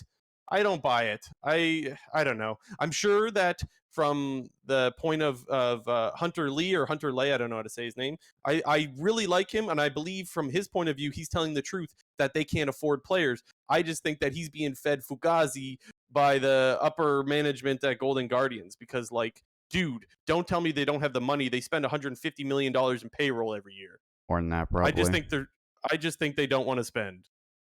That's what I think it is. I don't think Golden Guardians wants to spend, and so I don't think they'll ever be able to afford Jensen. That is my take. Do I know that? No, I don't. Never mind. That was actually inaccurate. Luxury tax cap was 147 million. I only knew that because we looked it up last year. Oh, okay. I looked it up when we talked about it last year when they were like, we're going full developmental. I was like, let me see how much they're fucking paying these guys. Oh, $150 million. Well, anyways, to recap this Jensen conversation, if Abadage keeps inting, expect Jensen on 100 Thieves. That would be my prediction. Okay. And last thing I'll say on it is Jensen doesn't have to go to a team right away. There is now Champions Queue where I would argue you could probably stay sharp in that sort of environment and hold out for next year to actually have a chance at a new team where you get more of a choice of who you're going to play with. For sure. And that's probably what will end up happening. Just in terms of like if I was Jensen, it's probably what I would do. But you know, if he gets the fucking bag thrown at him from 100T or TSM, like it'd be pretty hard to just say like, nah, I'll skip out on like $1 million. One thing I forgot to add, the whole reason I came up with this take in the first place.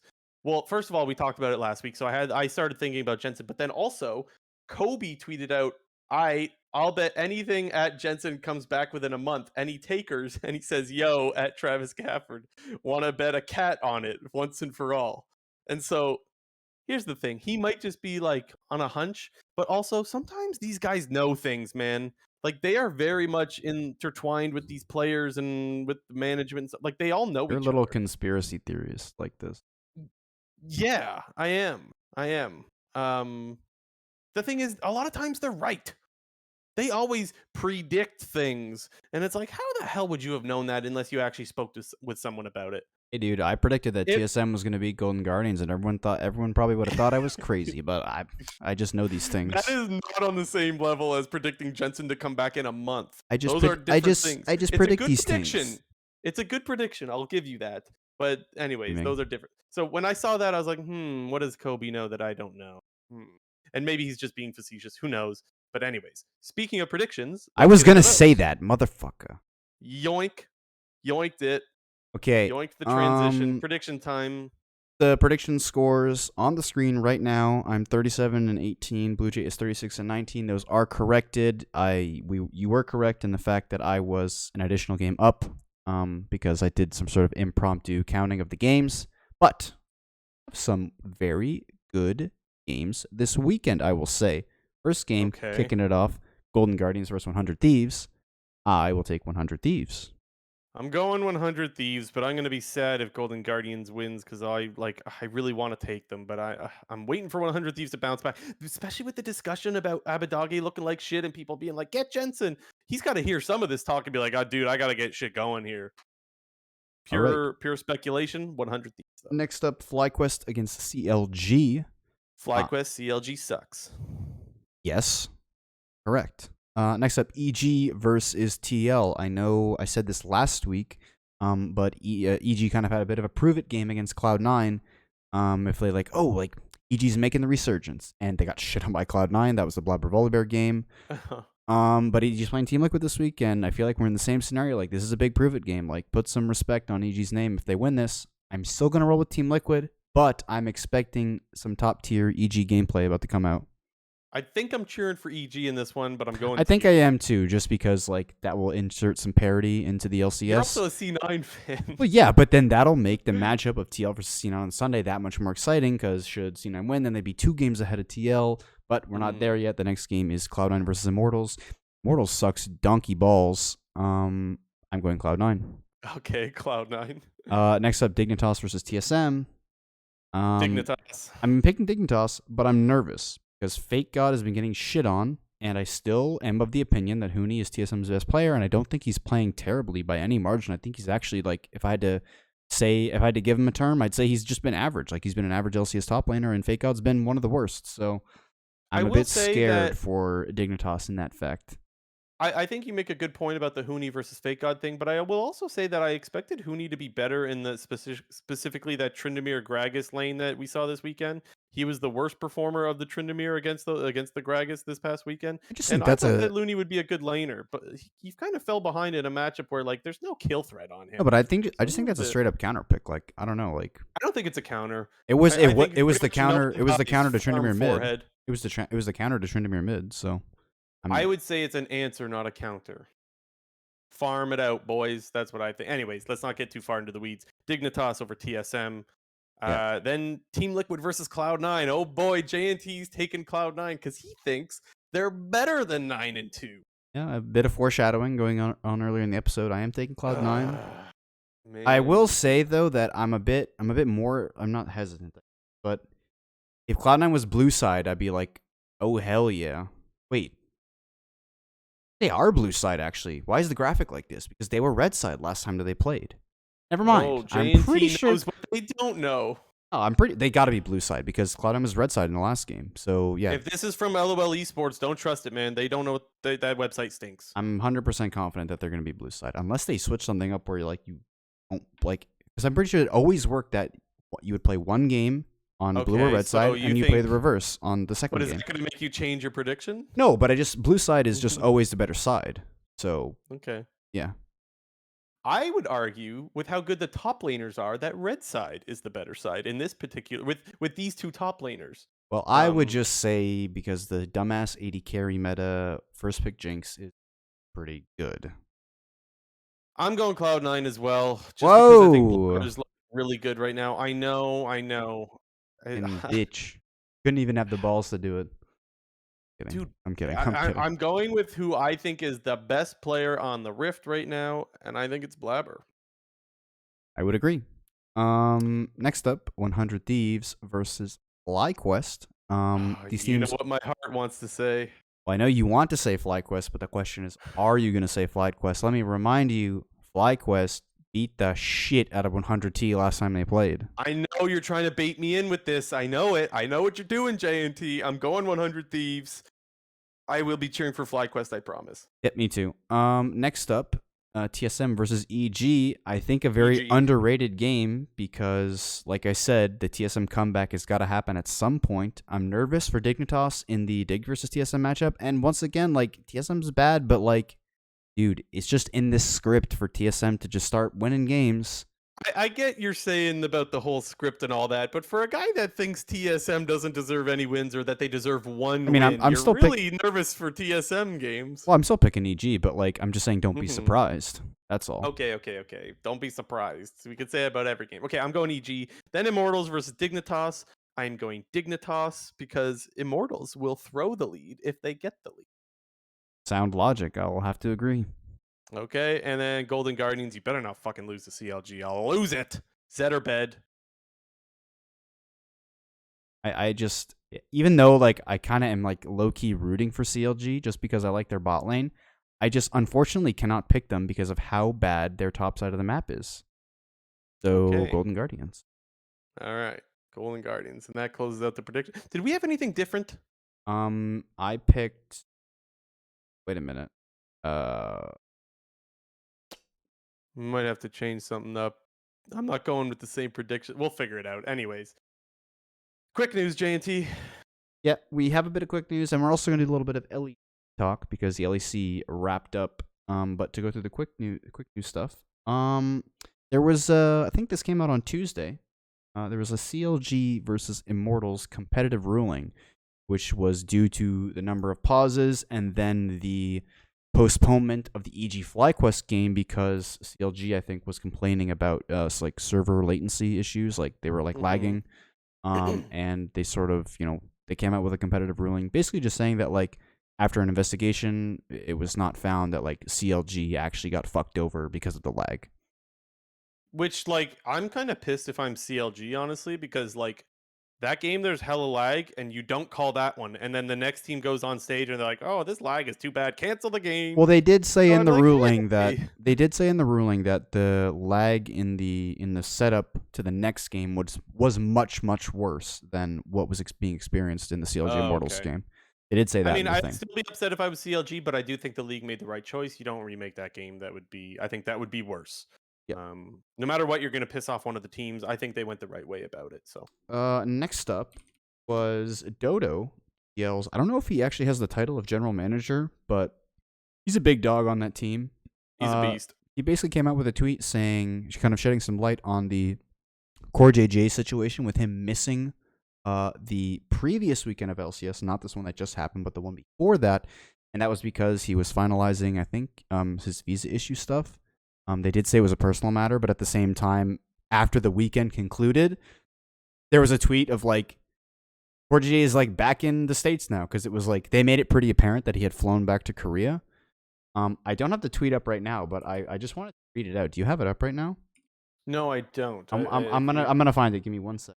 Get it here. The one thing, so yeah, I got some stuff to say while you fetch that. I have it. The So one thing I will say. let me just say it right Go now because ahead. I have it. So Yep. with Core's status finally being settled, I can share this now that there was a very high chance that if Core didn't receive his green card by February, we would have lost Core, not only from TL but from the LCS and the LoL scene as a whole. He would have potentially been forced to retire. Core's case was so complex, many lawyers told me that we needed a miracle to happen, and some didn't even want to take the case because it seemed impossible. I was so stressed for the past few months.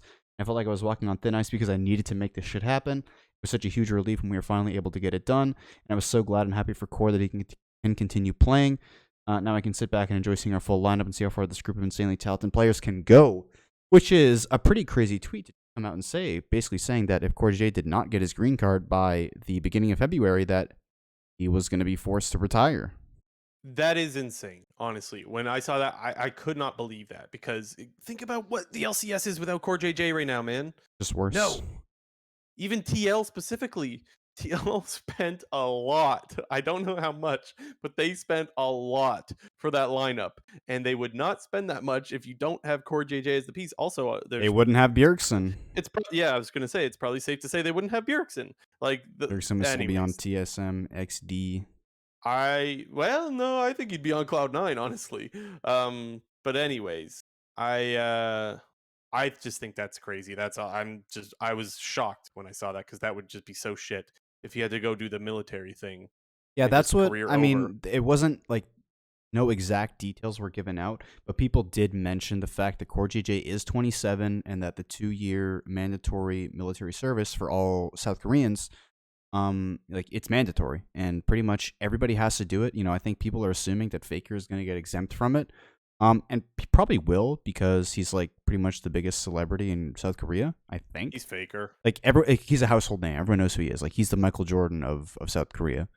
So, other than him, I don't think anybody's maybe getting that exemption. Maybe that's going to be the case now for Core JJ.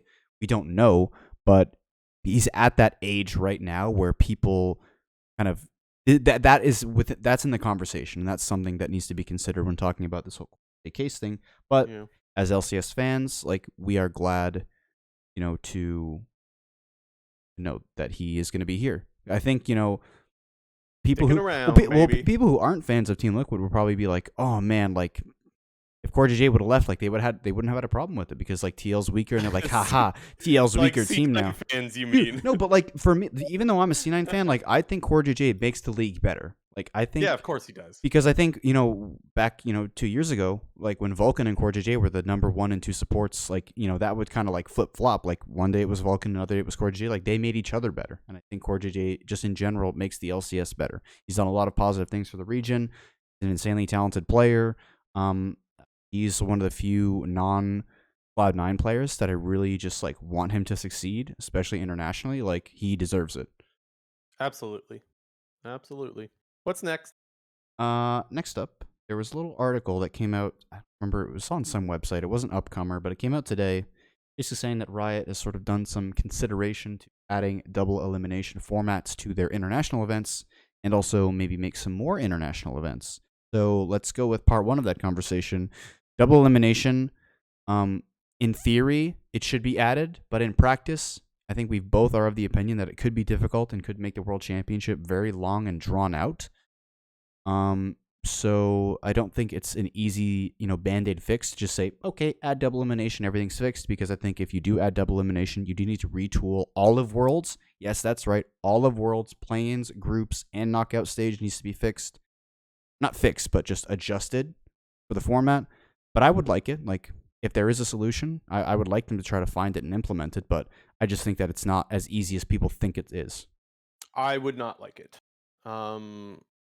The thing is, I already think that what the tournament does is it allows the best team in the world to win already. I think that it already accomplishes that. And the other thing too is, I will speak selfishly.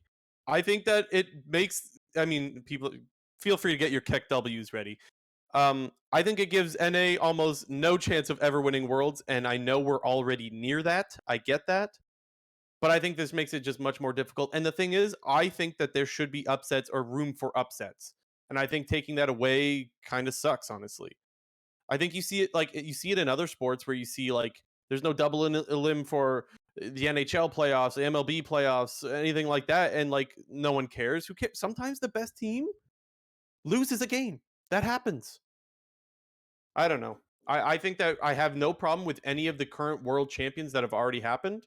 And so I don't want double elim. I think that makes Worlds way less interesting for me as a North American fan, because the chances went from almost 0 to 0 if that happened. So it makes it way less exciting, I think.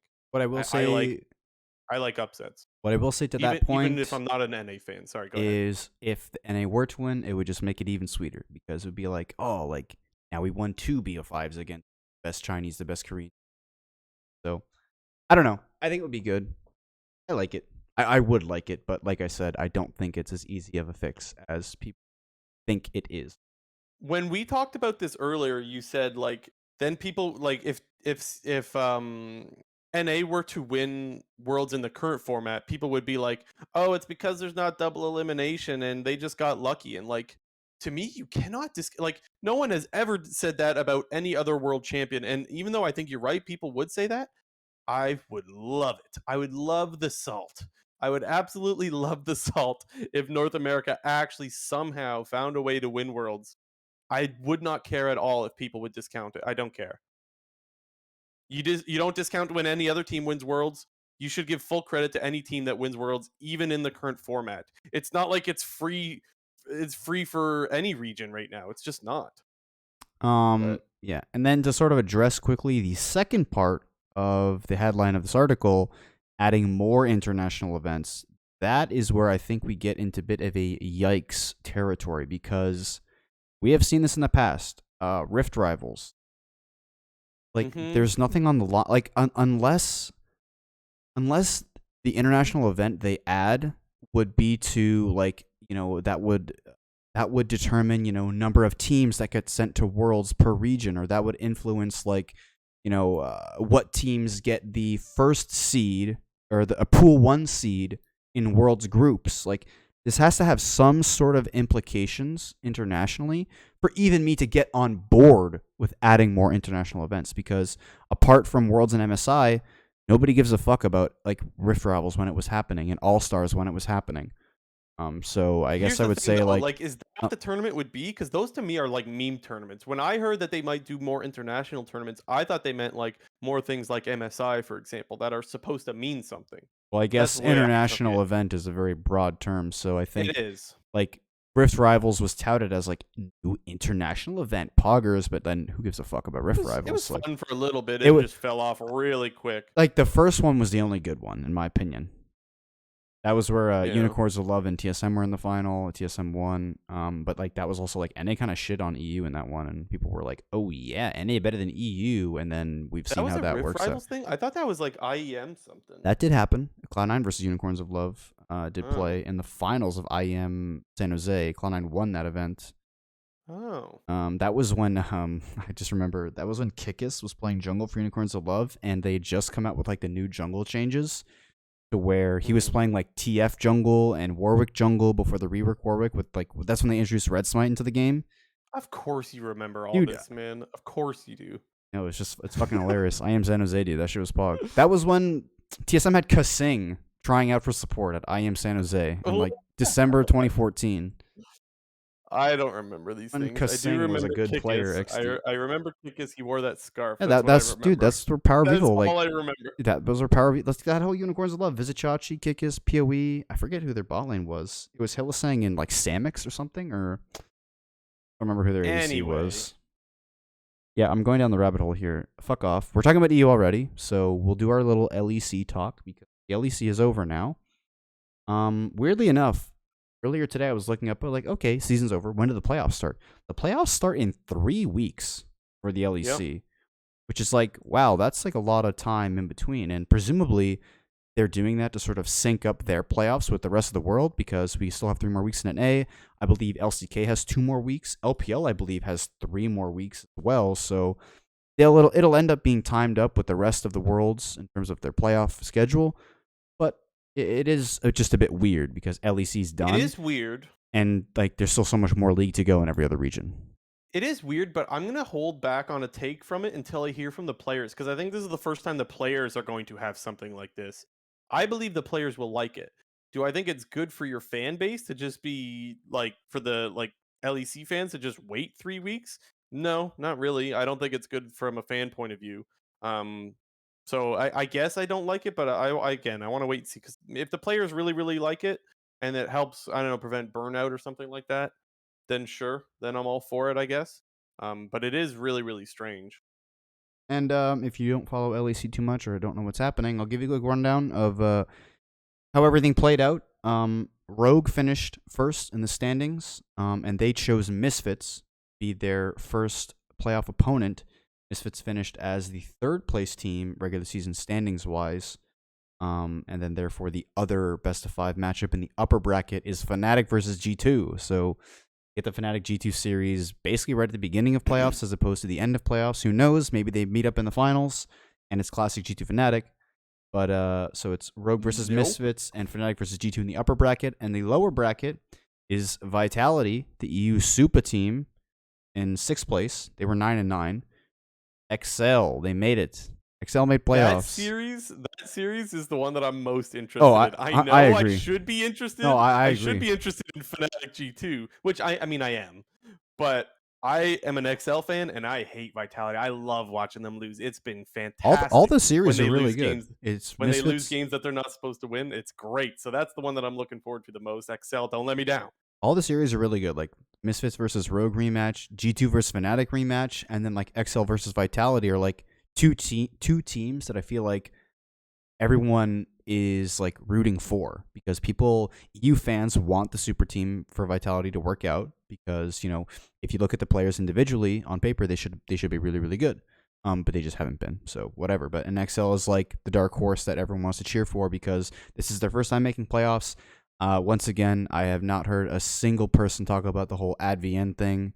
I don't know. I was just like so like The Mickey acquisition makes sense. I mean, yeah, No. like even when it first happened, I was like, yeah, if you can get a player of Mickey's caliber, and like, sorry, Advien, but like, get the fuck out of here. We both said the same thing. I mean, you were a little bit more harsh than I was, but yeah, pretty much. Okay, before we close out the show, I want to ask you who's winning the LEC? Who's going to MSI, Genter?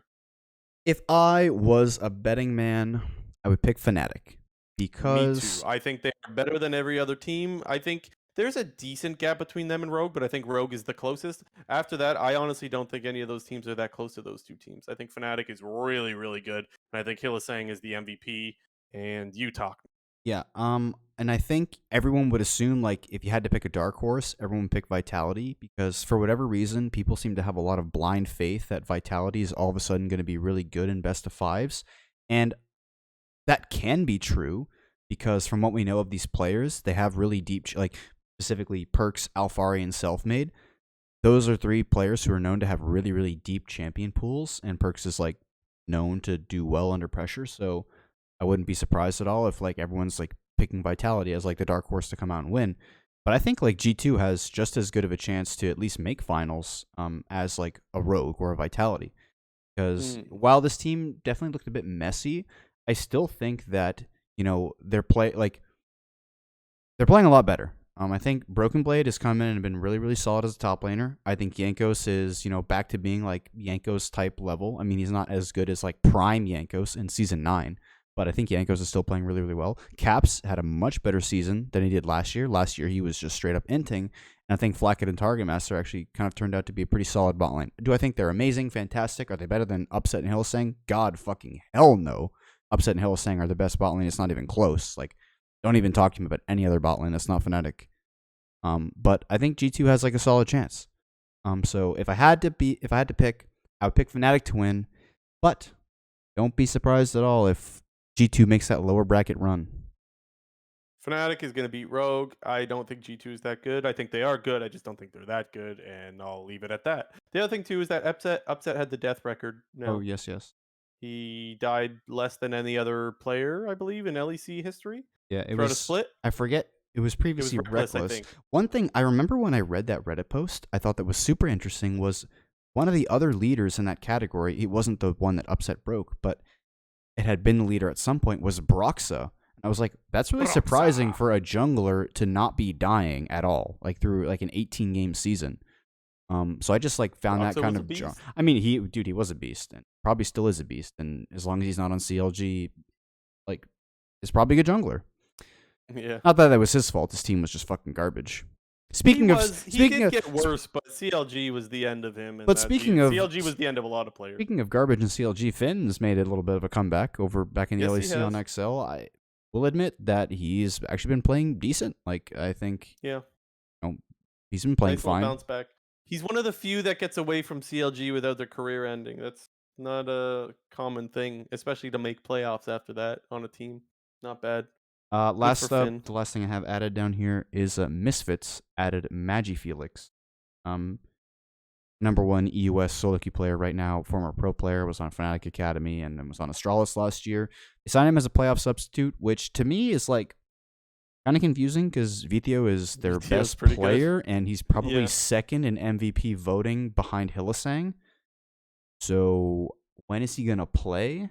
It would be my question, if Maybe at it's all. just a good guy to practice But yeah, against, and maybe you want like him on your squad with that, right? If he's a great solo queue player, which we know he is, maybe that's a reason to sign him, just so you got good, you could practice matchups and whatnot. like I think it makes sense. the way Even that if I you want to sub see. him into another role, if someone's running it down, I don't know, like Hear It, for example, you could sub him in the top lane and play a different solo lane. Yeah, the way that Maybe. I see that is just like more of a positional coach type thing. Like obviously like Mm. he's a player and can play, but like he probably is just going to talk to Vithio about like matchups and like planning for like okay, well, we know that we're playing Rogue in our first series and Felix will just probably play the Larson style and just like be like, okay, just do this and this against him. And it's just like Magi Felix would be a guy I want on my team if I want my mid laner practicing a matchup against someone. Take a really solid solo queue player that knows how to play matchups. That's a really good and really underrated tool to have on your team, I would say.